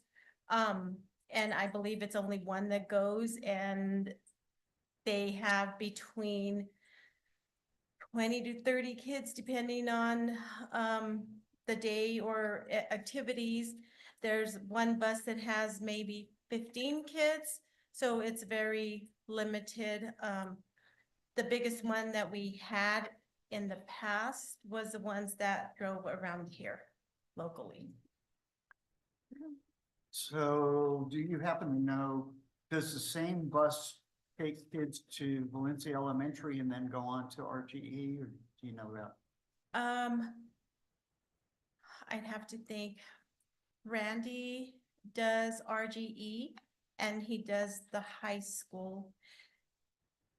I don't think he goes to Valencia. That's all the local ones that are here. I'd have to go back and think. I'm trying to think because I know some of the routes. Bus 40 does Sundance and RGE. Bus 64 is our special ed bus. He does Los Lunas Middle School, our school, and Valencia. Bus 23 does, I believe it's KGE and RGE. Bus 1, I believe, is only our school right now.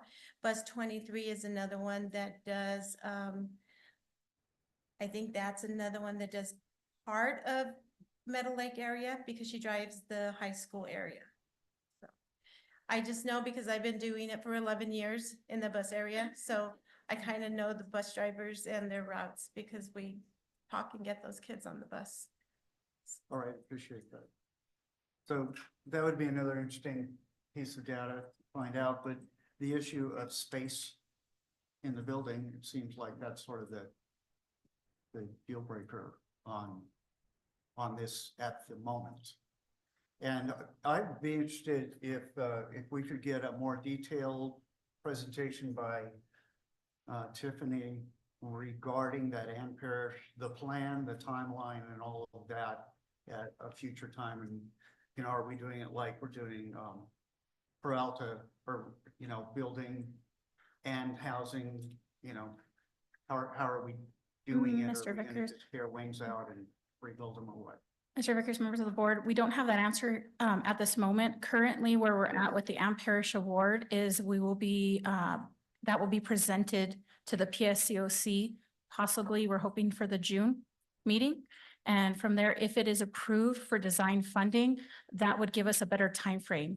This has been a little bit more in limbo lately. So now that we have a boundary that was sent to PSFA, they approved and are trying to put us on the council for the June meeting. And hopefully, if that moves forward, then we'll be able to work with purchasing on getting an RFP for design. At that time, we will look at the different options of, do we house kids on there and renovate? Can we rebuild? And also PSFA will need to be a part of that in approving which design we go forward with. All I right, believe thank we've you. already had a presentation given to us in a work session about the Ann Parish proposal. We did an ed specification and a study on the building, and that recommendation was given to the council. And that's where it was partially a remodel renovate. But as we look into things like with Peralta, part of the original plan was to put them at the Blue School, and we found it more cost savings in keeping them on campus and utilizing that funding for their new building. So it can change from the original recommendation. It's all dependent on where we're at and how many kids we have on that campus and what's best used for them to conduct their school year. I don't remember from the presentation the board already received in a work session that the suggestion for Ann Parish was to move students. No, it was not. So that's not really an option for a conversation. I'm curious, when the original proposal came in, or when the original study was done, got 10,000 of these up here. From the Architectural Research Consultants in August 2023. There was a attendance boundary proposal made at that time. And then the board acted on that attendance boundary. Could either of the gentlemen that were here before us help us understand what they remembered voting on? Madam President, I believe that it was strictly for the board, the district board, the board members' districts. In other words, it wasn't for the school boundaries. The actual school boundary, we took a vote last week on that, addressing that, but the actual vote, if I remember, was we voted on the school board members' districts, the redoing of the school board districts. So according to Colleen, on the presentation that was given to us February 20th, the proposed elementary attendance zone changes from the 22 elementary boundary study. So you guys had a boundary study in 2022, and it was approved by the board on 2/15/2022. I don't remember us approving the school boundary. I remember us approving the school board district boundary, but we never approved the school, an actual school attendance district. Any- Go back to the minutes. No, that's from our presentation February 20th. Mr. Talley, you raised a question. Did you get your question answered? My memory. So my biggest concern is I think it would be smart for the students that belong in the Ann Parish Elementary area to attend there. But I'm not sure that it makes sense because we don't have the portables to slip them in. We don't have, I mean, it looks like all except for the 6th grade and possibly the kindergarten would transfer over. My thoughts are if we were gonna do it, it would be all or nothing. That way, you wouldn't have to guess how many students were coming over. But I'm trying to decide, I mean, if it really makes sense at this time to do that based on what we've heard. And I don't know if you have any more input, Dr. Kettler, Madam President, Mr.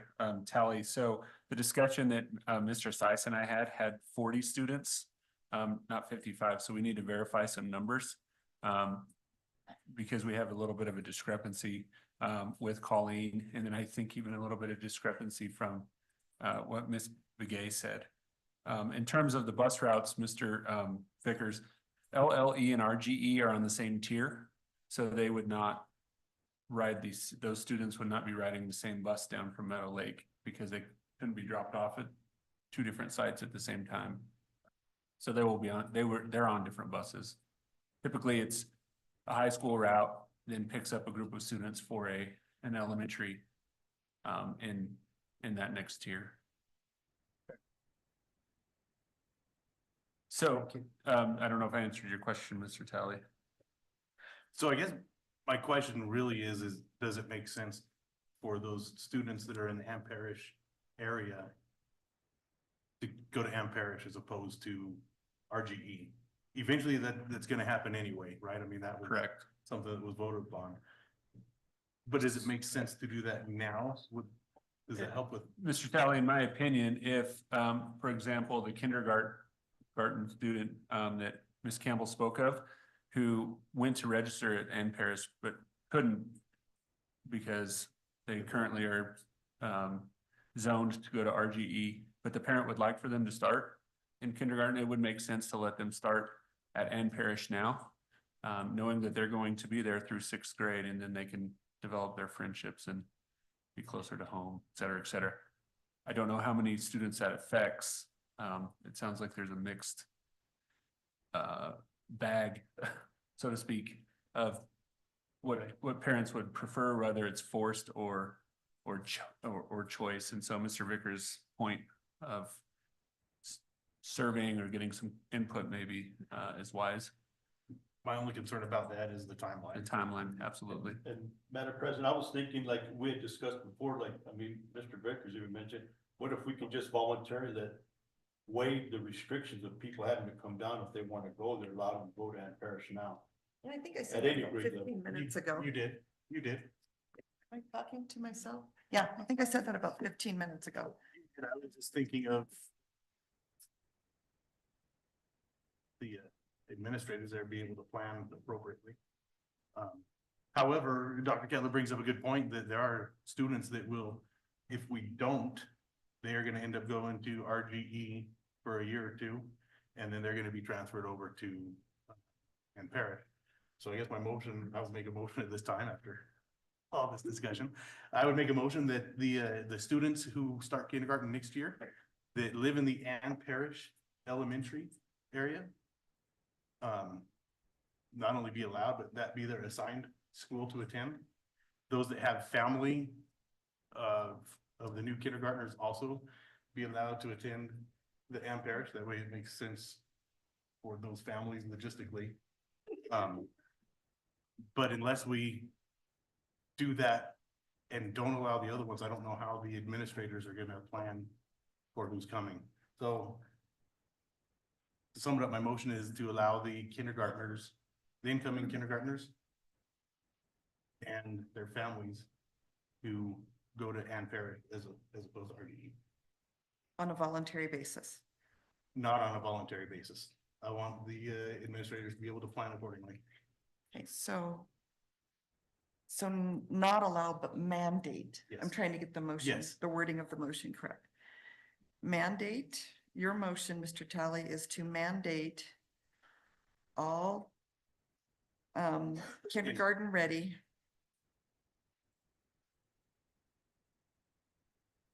students that reside in the Ann Parish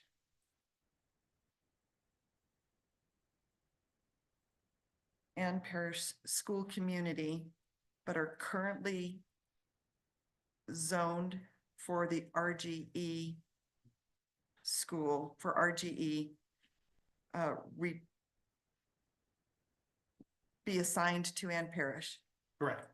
It's a mouthful, I know.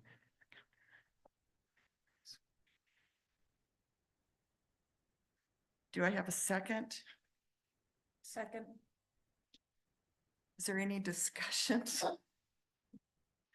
there any So discussion? Madam Chair, I'm just, without hearing from the families in that area, I would prefer to see a motion that would allow them, the kindergartners, to go to Ann Parish if they choose without going through the transfer process. So are you amending Mr. Talley's motion to make it voluntary?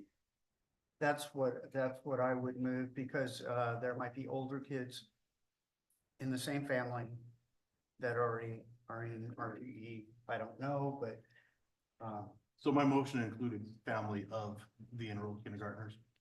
But you had the word mandate, so are we wanting to, are you wanting to amend? are you his saying, motion? so you're saying the entire family, Yes, sir. whatever kids, whatever age, if there's a kindergartner there, Yes, sir. okay? That way it makes sense logistically for parents and it lets the administrators go ahead and figure out the numbers. When you're finished, I think that I should know her name, but she was raising her hand and had a comment. So So are you aware of how that mix is within families, kindergartners? No. Yeah, so I'm just wondering,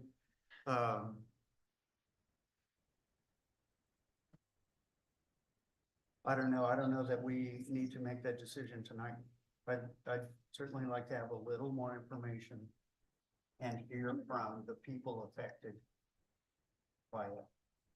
So Mr. Vickers, I understand that. My only concern is by the time we have another board meeting, it may be too late for the rest of the administration to make that change happen. I think those that are gonna be going need to know now rather than in June or July or early August. Is there an opinion from your side? So, Madam President, Dr. Kettler and members of the board, we've also have not taken consideration, not just that these are students, but also our special ed students and how many that would affect, because again, that also affects our teachers and the caseloads of our special education teachers. So we also have that. And then also thinking about if you're making this optional versus mandatory, where does that go with the busing? Is it the busing going to be mandatory now that they're going to have to go to the RGE and the Valencia section and pick up kids too? If we make it mandatory for them to come. So those are a couple other, I don't know, wrenches I just thrown into the plan there, but considerations that need to take place too of the transportation of these students if we do mandate it, and also if these students have IEPs or if there are second language learners, and making sure that we have those supports in place for our students also. Bennett, do you have any comment? Because I think I'm going to try and summarize the motion here in a moment, but I wanted to see if we could get through the discussion. I know, I sort of agree with Mr. Talley here, and like I said, but my thing was is that they're gonna make the move in 2 years, you might as well start making the move now, and I know they have to make the adjustments now, that they'll have to, at that point, find out where teachers, what's gonna need, they can set up their IEPs accordingly, so I think it's something that needs to be done. I mean, especially when we're talking, I heard a lot about the emotional, social emotional, about kids going from here to here, but what's gonna be like when you put a pre-K kid or a kindergarten kid at RGE for 1-2 years, now they gotta go somewhere else. And then breaking up families also, if you might have one here, you got one up there, I think you need to keep them all together. So before we take a vote, I want to make sure that I have the language correct. Mr. Talley, I might ask one more question. Sure. But are you suggesting instead of only some of them that we just send them all of them in? I think it's probably the best. You'd rather- Yes, I think it is, and I think she said that you could come here, so. Except for the So- 6th grade, Except for the 6th grade. possibly care. And also special ed, because I do not have those numbers. So you're amending his motion. Basically, yes. He has a motion, but you can amend a motion during discussion. Correct, Mr. Gardner? So if I have to amend the motion, I'll amend the motion to be, May I restate it and then let's go for the amendment? Thank you, Mr. Gardner. You're giving me great comfort. The original motion, as I understood it, and please correct my language if I am incorrect. For the 24-25 school year, mandate all kindergarten ready students and the siblings within that family that reside in the Ann Parish Elementary School community area transfer to Ann Parish Elementary. Do I have that correct? Yeah.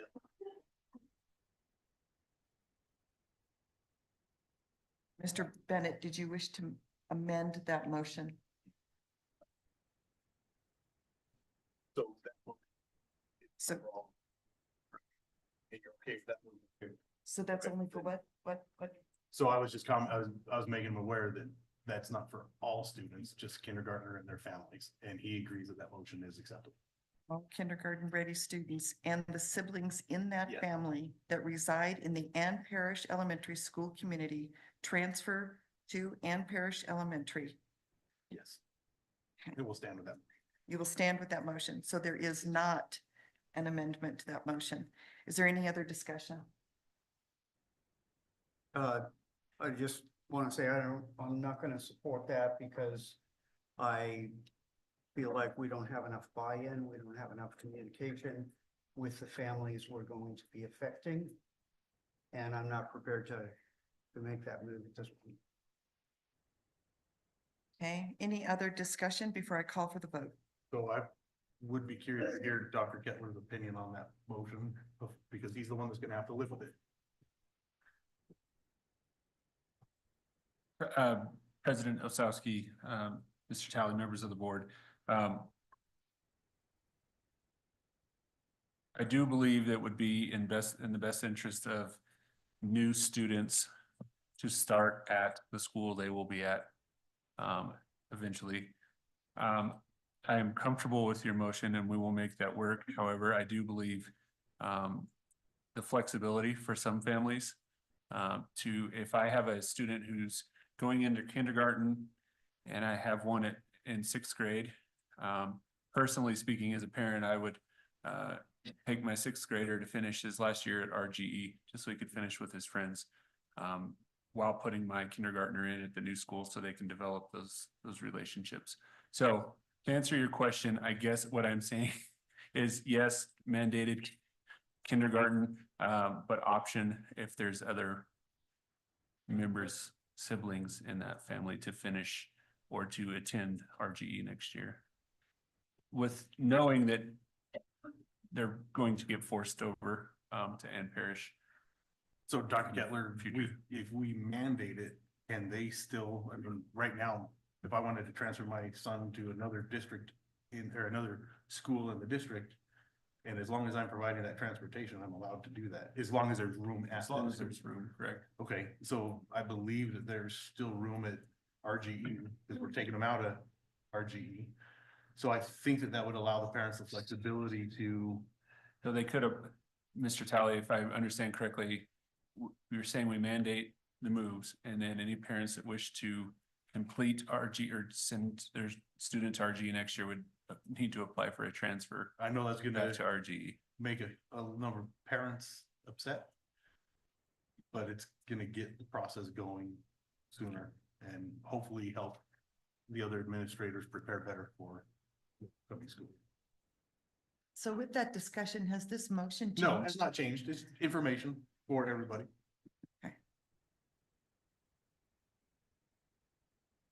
I restate the motion, because we've had a lot of conversation and make sure everybody is comfortable with the wording on this motion. For the 24-25 school year, mandate all kindergarten-ready students and their siblings within that family that reside in the Ann Parish Elementary School community transfer or enroll in Ann Parish Elementary School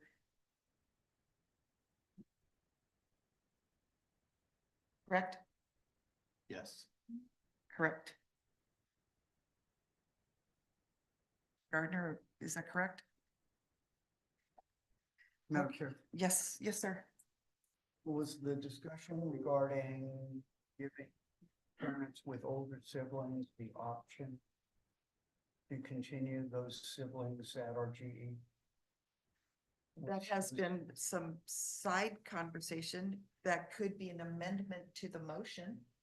So, Mr. Vickers, all families can take their students to any school in the district as long as they are willing to provide transportation and so long as there is room at that school. If we're taking these students from RGE, it makes sense that those students could feasibly go to RGE as long as their parents are willing to provide that transportation. Okay.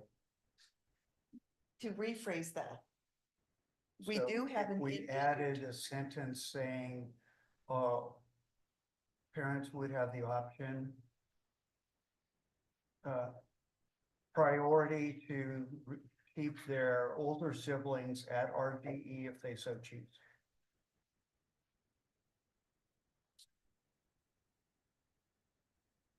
If I understand Mr. Talley's rationale correct, and correct me if I'm wrong. Because we have an in-district transfer process and knowing that there is space available at RGE for the parent or for the family that already has older siblings attending RGE, they could go through the transfer process to remain at Catherine Gallegos, knowing that they would then have to transport their child. RGE, did I say that wrong? Okay.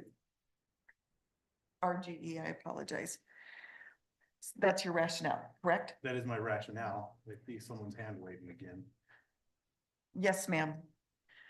So just one more thing to consider as you're getting ready to vote on this.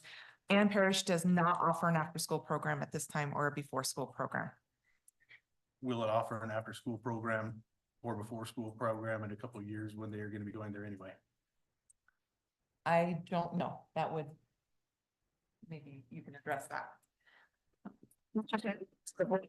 Kettler, I think there's a lot of moving parts that are being discussed right now, and I'm going to speak on behalf of our students with special needs. There are a lot of factors are going to go into this decision that you're going to make that we haven't had an opportunity to discuss in a more informative setting where we have solid numbers. And I think by making the decision tonight that you're going to start to move students, we also haven't discussed Valencia Elementary and the impact that is going to hold. We have to consider our pre-K students as well. There's pre-K programs at Ann Parish, both at RGE and at Valencia Elementary. And so I would ask that we're able to have this in a work session sooner than later than to move ahead with some decisions now because we don't have all the answers. And I don't want to have all these questions tomorrow being asked of us when the decision's already been made. So I respectfully ask for that. So I would like to amend your motion, Mr. Talley. And I believe I would like it to read as, for the 2024-25 school year, allow voluntary enrollment of all kindergarten ready. I'm writing as I read. Students that reside in the Ann Parish school community to enroll in Ann Parish as their resident school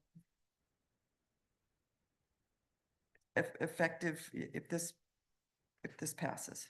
I said that really bad. But I would allow it to be a voluntary enrollment of all kindergarten ready students. And then a second motion may be to put in the proposed study for 1 year per my presentation, so that we would have a year to do this. But that would be a second motion. So I believe I would like to amend your motion for the 2024-25 school year, allow voluntary enrollment of all kindergarten ready students to enroll in the Ann Parish school community as their school of record.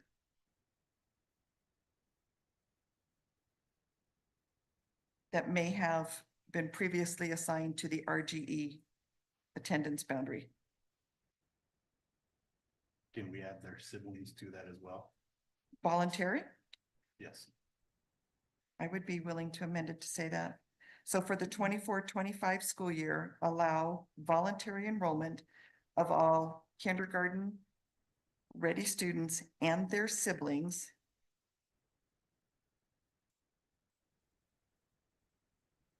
to enroll in the Ann Parish Elementary School as their school of record that were previously assigned to RGE because of the district's attendance boundaries. Is there any discussion on the amended motion? I'm sure that's what it sounds like, a totally different. Well, it's amended, so maybe we should vote on the original motion and then take up the second motion. Mr. Gardner, do you have a recommendation on that one? We have not voted on the original.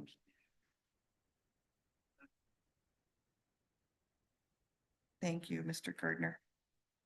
That would be cleaner.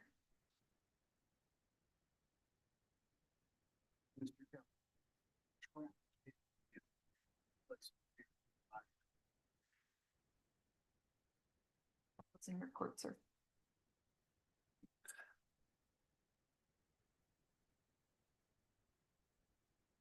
Madam President, I may say something. I think, Ms. Chavez said it best. I think maybe we need to have a work session on this and, before we move any further to see exactly the impacts of the special ed department needs and the ability to have pre-K at Ann Parish. So maybe we might want to, put together a work session.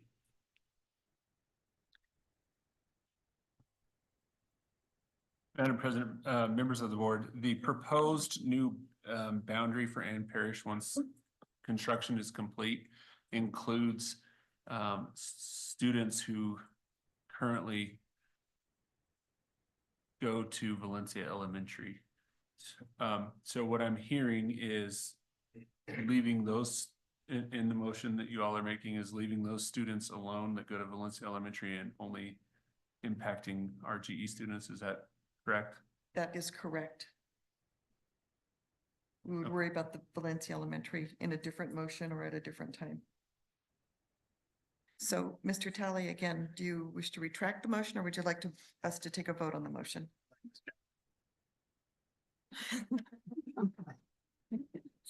Mr. Tucker, answer your question about the before and after school programs. So next school year, Raymond Golden, Los Elementary and Valencia Elementary will have before and after school programs. That'll be part of Project Keys. Ann Parish Elementary was not included in that because we're starting a slow increase in our Project Keys programs, but those 3 school sites will have before and after school programs. And we are already starting to see great interest from our families that are seeking out that support from the schools. So I apologize, I didn't answer that question. Thank you. It's based on all the information. Retract my motion. But I think the discussion was good. I think that, I mean, this needs to happen at some point sooner than later, I believe. But without enough information, I'm not certain we can make the decision properly. So in the presentation I gave, I provided for a calendar year with various committees. Do we need to see that again and have it raised on the next agenda so we can put this off for yet another month? Can we do this in a work session instead of making the sausage in the board meeting? I think Sure, we can hold off for another month. there's nothing that says we have to wait a month for a work session. I'm just tossing it out. I think that, I mean, there's obviously a lot of interest in this and it's something that needs looked at and the decision needs to be made. I don't know that. So in work sessions, we don't usually make decisions. We could announce it as a decision could be made if we worded the.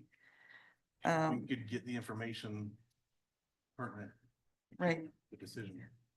But then we would not take action on it until the June meeting. I believe you had said you would be out of country. Yes. Madam Dr. President, Keller. members of the board, we are going to need to have a special meeting to approve the idea B and sorry, I have to look at the other entitlement, the preschool entitlement. And so a work session could be scheduled before that special session. or that special meeting with limited topics to this particular issue and the entitlements. I'm just looking to see when we have that kind of schedule. No, I've got paper here somewhere.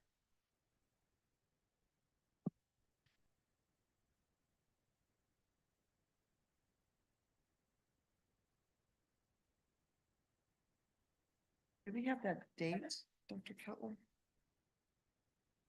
For the special meeting? We have not set that date yet. Okay. We are expecting the entitlements in the next couple of days per PED. So I believe we would be safe to set that date the week of the 10th through 14th, third through 7th.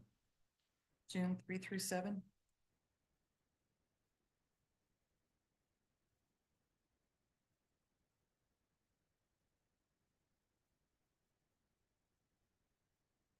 Okay, is there any other discussion on this topic before we move on to item H?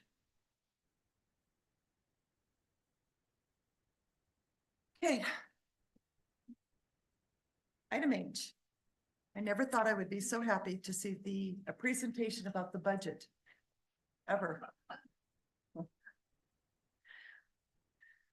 Dr. Kettler, would you please announce this next part or handle this next part about the Madam President, presentation? members of the board, this evening, Chief Finance Officer Sandy Trazik will present a new budget or an updated budget from the last presentation that you had for consideration and approval for fiscal year 24-25.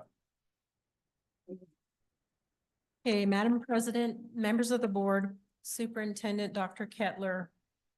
So tonight I would like to present the budget for 24-25.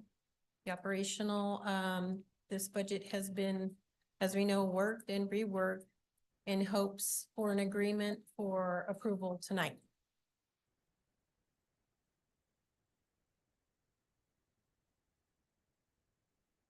So I have removed a lot of slides because we had gone over them over and over again. This one actually is a repeat, but it shows the proposed revenue amount. The highlighted amount, the $101 million is the revenue I propose to come in. And the 25 million is the amount of reserves that I'm estimating for a total budget of 126,611,955.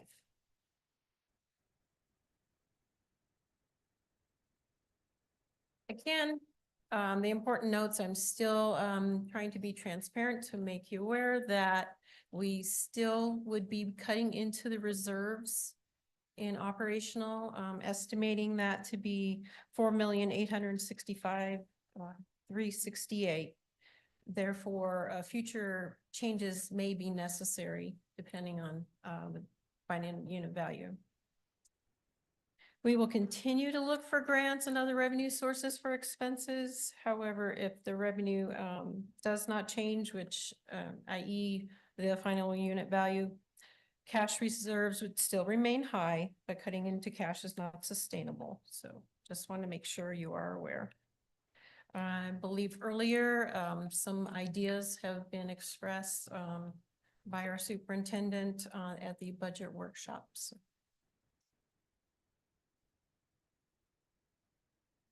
Okay, so just kind of going from the last presentation, some of the changes that have been made to this budget. As before, we did have a large reduction in assistant principals in the elementary assistant principals. At last slide, we had only 2 assistant principals at elementaries left at KG and Sundance. But due to not being able to position them in other areas, we will still have 2 more. So we would have a total of 4. Also, 6 since then, 6 social workers have been moved to Medicaid on this budget. And I had mentioned before about reducing the amount of employee travel, take-home vehicles. And it was, kind of not set in stone as to what that exactly meant. This would be just the directors in transportation, maintenance, security, and athletics. We also, since then, there were small minor adjustments that I had worked on with Dr. Kettler. And we had just made a few little cuts here and there. Another change was moving 0.25 FT of a director's salary into impact aid. Also kind of trying to estimate the change in the cash reserves. I had a markup of 6%. I brought that down to 5%. That's usually kind of where we're at. I think with cutting the budget before, I was a little bit concerned about, cutting so much, being tight. I had put it up to 6, but I brought that back down to the normal amount that we normally do is 5% increase. But the big changes are, good news. The medical insurance was set to increase 15.53%. That has been changed to 10%. And that also, again, means for both the district and employees. So that should, I didn't redo the presentation where I brought out the changes in the difference between the raises versus the insurance. However, this should mean a better, hopefully more employees will see a decent increase into their pay. So great news. Also, this one only affects the district. The risk and property insurances were set to increase approximately 28.78%, has been brought down to 14.99%. So those are big differences in the change for this budget. So those were prayers to happen, and we've got acknowledgement that those will happen. Okay. So just to be transparent, to show you, we have that, the revenue set at 101,106,727 was my estimated revenue. And with this budget, I'm estimating expense at 105,972,95. That would mean a reduction in cash from our taking a reduction in cash of the 4.8 million on this budget.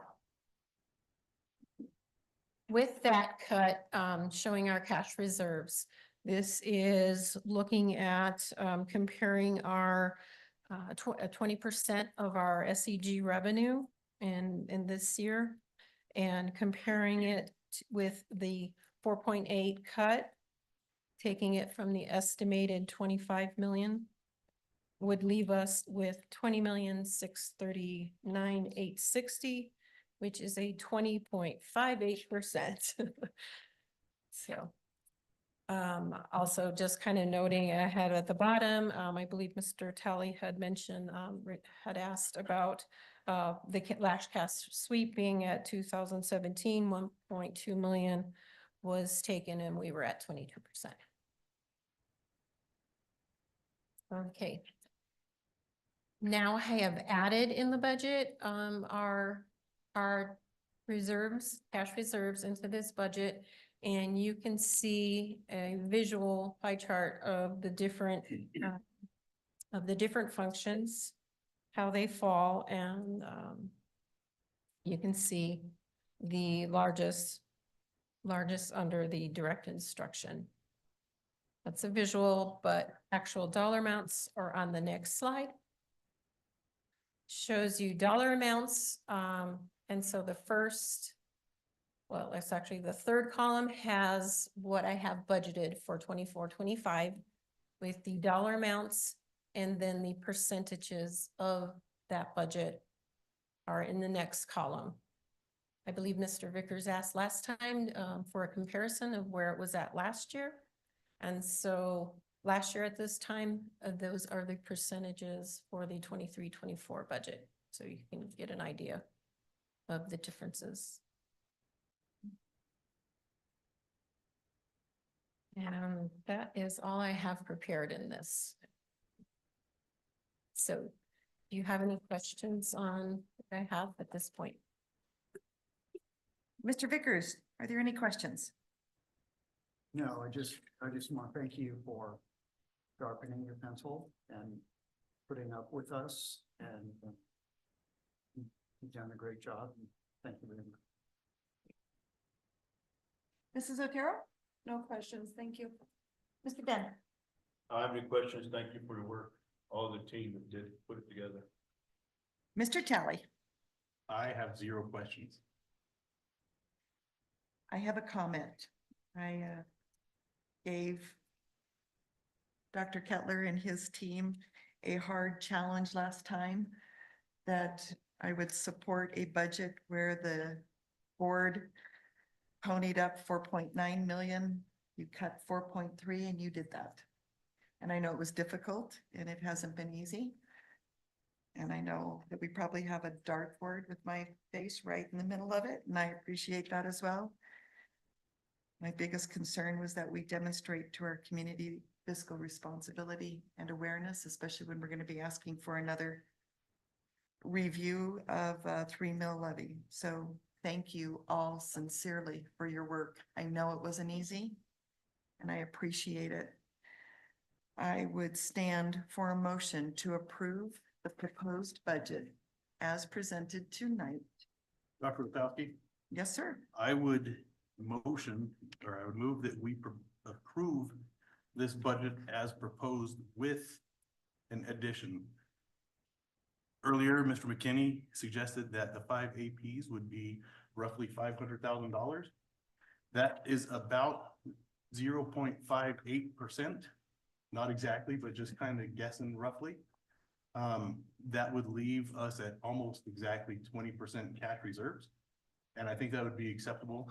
And I think that that would also help many of the schools that would not have an assistant principal, have an assistant principal and be able to function better and give service to our students that they need. So my motion is that we approve the budget with the amendment that we add funding for the 5 APs. Is there a second? I second that. Discussion, Mr. Vickers. So I'm just wondering from Ms. Tracy, is that doable to fix this before you turn it into the state with that amendment? Would I be able to make a suggestion then, or Yeah, so please, during discussion, sure. 5 APs would, I estimate at $616,000. I would then suggest adding that amount to function 2400 and reducing it from function 2900. So if that's allowable, if that's an agreement, then that would be something we could do. And still be able to, I could make those changes. If So I'm you agree thinking to that. I'm thinking it's 0.61%. It will be just under the 20% mark. But I think that that's, in my estimation, value added. Could you repeat the fund codes, please? And then, yes, Dr. Kettler. Thank you. Would I you would repeat? estimate adding 616,000 to function 2400. And reducing 2900, function 2900 by the 616,000. And the function 2900 is our cash reserves. It is the emergency reserves that cannot be touched. So that would drop us down to 4.2-ish on cash reserves.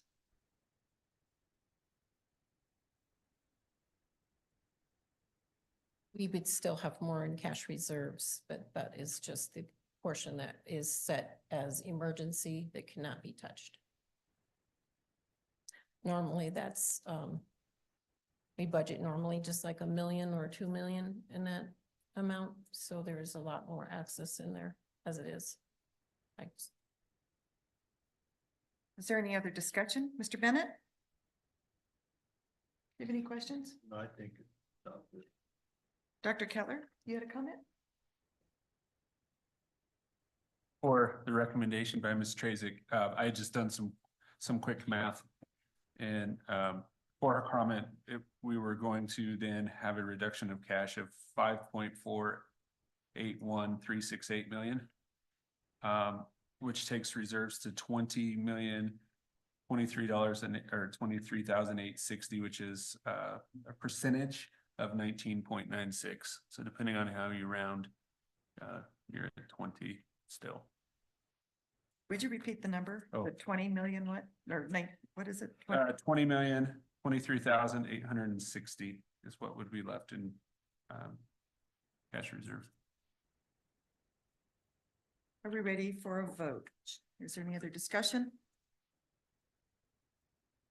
So I have a motion by Mr. Talley to approve the budget as presented with the addition of, let me get to my sheet, 618,000 to fund 2400 school administration and a reduction to fund 2900 other support services, which is our cash reserves, by the same amount, 624,000.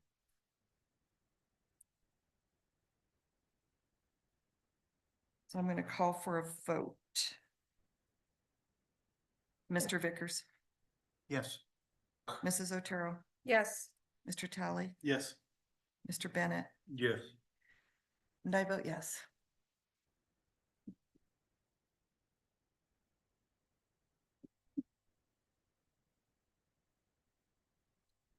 We're on to item I, approval of consent items.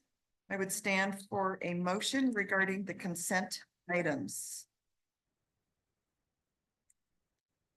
And Chair, I move that we consent the entire agenda with the exception of item N, like Nancy, approval of purchase,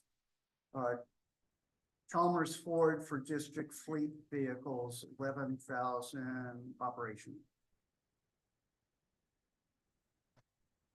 Do I have a second? I'll second that.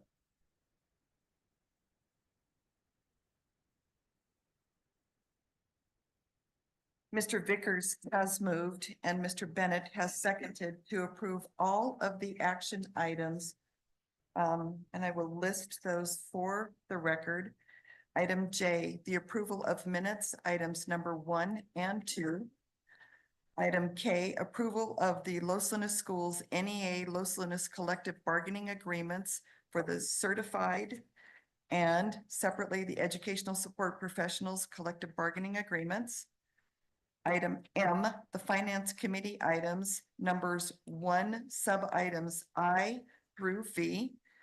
Number 2, approval of budget adjustment requests, bars, sub item I through item 6. Agenda item number, or letter M, finance committee items from the meeting held May 14th, 2024. Item number 2, approval of budget item requests, item, this should have been the continuation. I'm sorry, 7 through 23. Item M, number 3, the approval of budget item requests, bars, which is not requiring the public education department approval. Sub item I through, or 1 through 3. Number 4, approval of purchases. Number 5, approval of construction contracts. Number 6, approval of deletion of fixed assets. Number 7, approval of 2024-2025 grant application for Carl Perkins and Next Generation, or Next Gen. Number 8, approval of the 2024-25 grant for House Bill 2 out of school time. Item number 9, approval of 2024-2025 grant for innovation zones to support CTE. Item number 10, approval of 2024-25 grant application to NMPED for Fine Arts Education Act, FAEA for K-6. Item number 11, approval of 2024-25 grant for bilingual multicultural education program. Item number 12, approval of 2024-25 grant for Title IV 21st Century Schools. Item number 13, approval of 2024-2025 grant for Title III language instruction for English learners and immigrant students. Item number 14, approval of MOU between NMSU and Los Lunas Schools for student teacher placement for a term of 3 years, culminating in May of 2027. Item number 15, approval of Los Lunas Schools resolution number 24-006, Daniel R. Gutierrez custom cabinets. I think I named them all. Is there any discussion? I will call for the vote. Mr. Vickers, Yes. Mrs. Otero, Yes. Mr. Tally, Yes. Mr. Bennett, Yes. and I vote yes, motion passes. So that brings us to item N, the approval of purchases. Specifically, number 1, Chalmers Ford for district fleet vehicles under Fund Code 11,000 and operational. I would stand for a motion to approve this.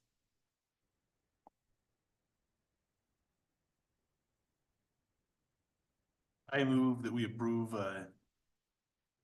letter N, approval of purchase, Chalmers Ford for district fleet vehicles, the 11,000 operation. Second that. Mr. Tally has moved and Mr. Bennett has seconded a motion to approve item N, approval of purchase Chalmers Ford for district fleet vehicles under Fund 11,000. Is there any discussion? Madam Chair? Yes, sir. Mr. Tally and I put this as discussion. Yes. There wasn't any detail there, so I'm wondering, what's the situation with these vehicles and why they're being purchased, and I think Tiffany Barberly knows. Madam President, members of the board, Dr. Kettler. So I would like to go over what this purchase is. It's for 2 Ford Maverick vehicles. One of those vehicles will be utilized for our new position for security specialist that we have hired that is managing all of our access control security cameras and our intercom systems. So it'll be for that person to be able to take around ladders, tools with them to service these things at the school sites. We currently do not have any spare trucks. We have did an asset reduction on those because they were no longer usable and the cost to repair them was too significant. So we do not have any spare vehicles to use for this person. And this one truck would be for that. The second would be for our construction supervisor. He is currently in a 2009 Ford F-150. And this truck has a history of having some issues. When we pulled up the maintenance reports on this, we're at $19,788 in maintenance and repairs. Take it, some of those are standard oil changes. However, when further looking at this truck has already had a replacement of transmission at $5,000 in 2016.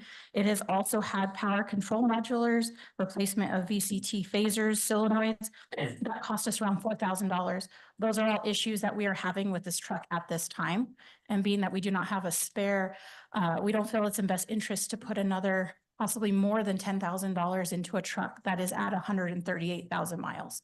So this way we are looking at a Ford Maverick. The Ford Mavericks we're looking at purchasing are EcoBoost engines. So they're smaller than the F-150s, which is giving us better gas mileage. When also pulling the reports for the F-150, we're currently only getting 14 miles to the gallon due to the age and condition of the vehicle. Currently, we moved to a Maverick that jumps up to 23 to 30, depending on how it's being utilized. So it gives us better use of our funding than pouring more money into it. So we're requesting to replace that vehicle. The last item I'd like to mention on this, currently for this year's budget, was approved a purchase of a excursion for athletics transportation.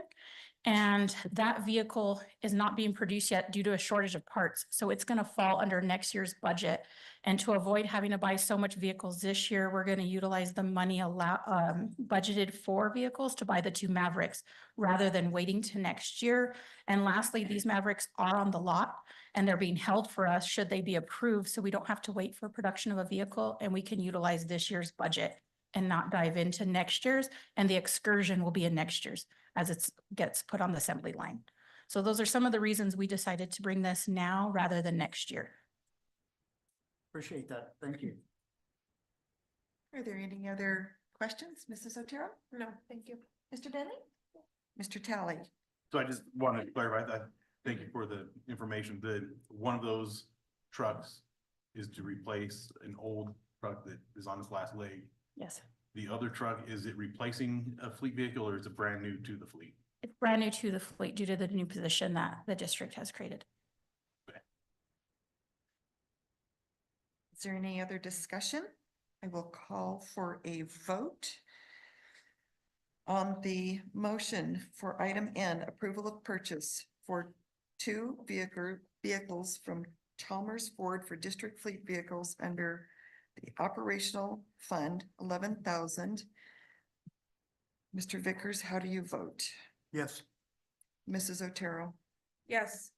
Mr. Bennett? Yes. Mr. Tally? Yes. And I vote yes, motion passes. On to item O, new business. At this time, I will ask if there are any board member requests for topics to be discussed on upcoming work sessions and or regular or special meetings. Mr. Vickers, do you have any topics? No, I don't. Mrs. Otero? No. Mr. Bennett? Are we gonna be discussing that RGE, on the next work session, I'm thinking? I believe that what we will be placing it on is the next special work session. Okay. Gotcha. Mr. Tally? No. Okay. This information was for the purpose of gathering input. No action is needed for the item at this time. I am on to item P, announcement of meetings. This brings us to the announcement of meetings as allowed by the Open Meetings Act and the District Open Meetings Resolution. On occasion, a quorum of board members attend the same function, including end-of-year celebrations and ceremonies, as well as sports functions, conferences, workshops, trainings, and community events. Board members will refrain from discussing and or acting on Los Lunas Schools Board of Education issues in those settings. In addition, only official meetings are published, and if other meetings are scheduled, they will be announced in accordance with the Open Meetings Act. With that being said, I would like to announce the following meetings. I'm going to add this because we will make the proper announcement sometime during the week of June 3rd through 7th. We will have a special work session to cover the topic of the closure of Raymond Gabaldon Elementary. And then there will be a special board meeting for the approval of the IDEA B application. Did I say that correctly, Dr. Kettler? And preschool entitlement, correct. Okay. June 11, 2024 will be a finance committee meeting at 3:00 p.m. held in the central office boardroom. On June 11, 2024 will be the audit committee meeting at 4:00 p.m. held in the central office conference room or boardroom. Attendance is by audit committee members only. June 18, 2024 board work session, 3:00 to 5:00 p.m. in the central office boardroom. The topic will be we are not going to do that. The topic will be to be determined. Dr. Kettler, we have a list of other topics, correct, that board members have asked for in the past? Because don't we have the special ed? We do, Madam President, members of the board, we would like to put that, move that to August of the coming year, or of this year. And I'm recommending policy review and the policy services advisories that came out from NMSBA about three weeks or so ago. Right, but that would be on the June 18th work session, correct? That is correct. And Mr. Tally has informed us that he will be out of country for that, so I'm looking for a different topic. Okay. So you could let us know what that is, because I know we have a generated list. Correct. Yes, I will let you know. Thank you very much. So that topic will be to be determined. Also on June 18th, 2024, regular board meeting at 6:00 PM in the central office boardroom. Before I call for a motion to adjourn, I would ask that board members remain seated for a few minutes after the meeting as signatures are needed. That leads us to the adjournment of this meeting. I stand for a motion to adjourn. Madam Chair. We have the school law conference Right. later this month, May 30th. next week. That isn't on that list. We usually put those conferences on the list. Terrific catch. Thank you, Yeah. Mr. Vickers. So, yeah, that should be on that. So let me make that clear just for the record. The New Mexico School Law Conference, I know that there's an acronym for it, is held beginning next Thursday, Friday, and part of Saturday in Albuquerque. And definitely a quorum of board members will be present. Is that? Thank you for that. I appreciate that correction. May 30th. May 30th through June 1st. Okay. So do I have a motion to adjourn the meeting? So moved. Thank you, Mr. Vickers. Do I have a second? Second. Thank you, Mr. Bennett. I will move, or I will hold the vote. I will call for the vote. Mr. Vickers, Yes. Mrs. Otero. Yes. Mr. Talley. Yes. Mr. Bennett. Yes. And I vote yes. Motion passes. This meeting is adjourned at 8:42 PM.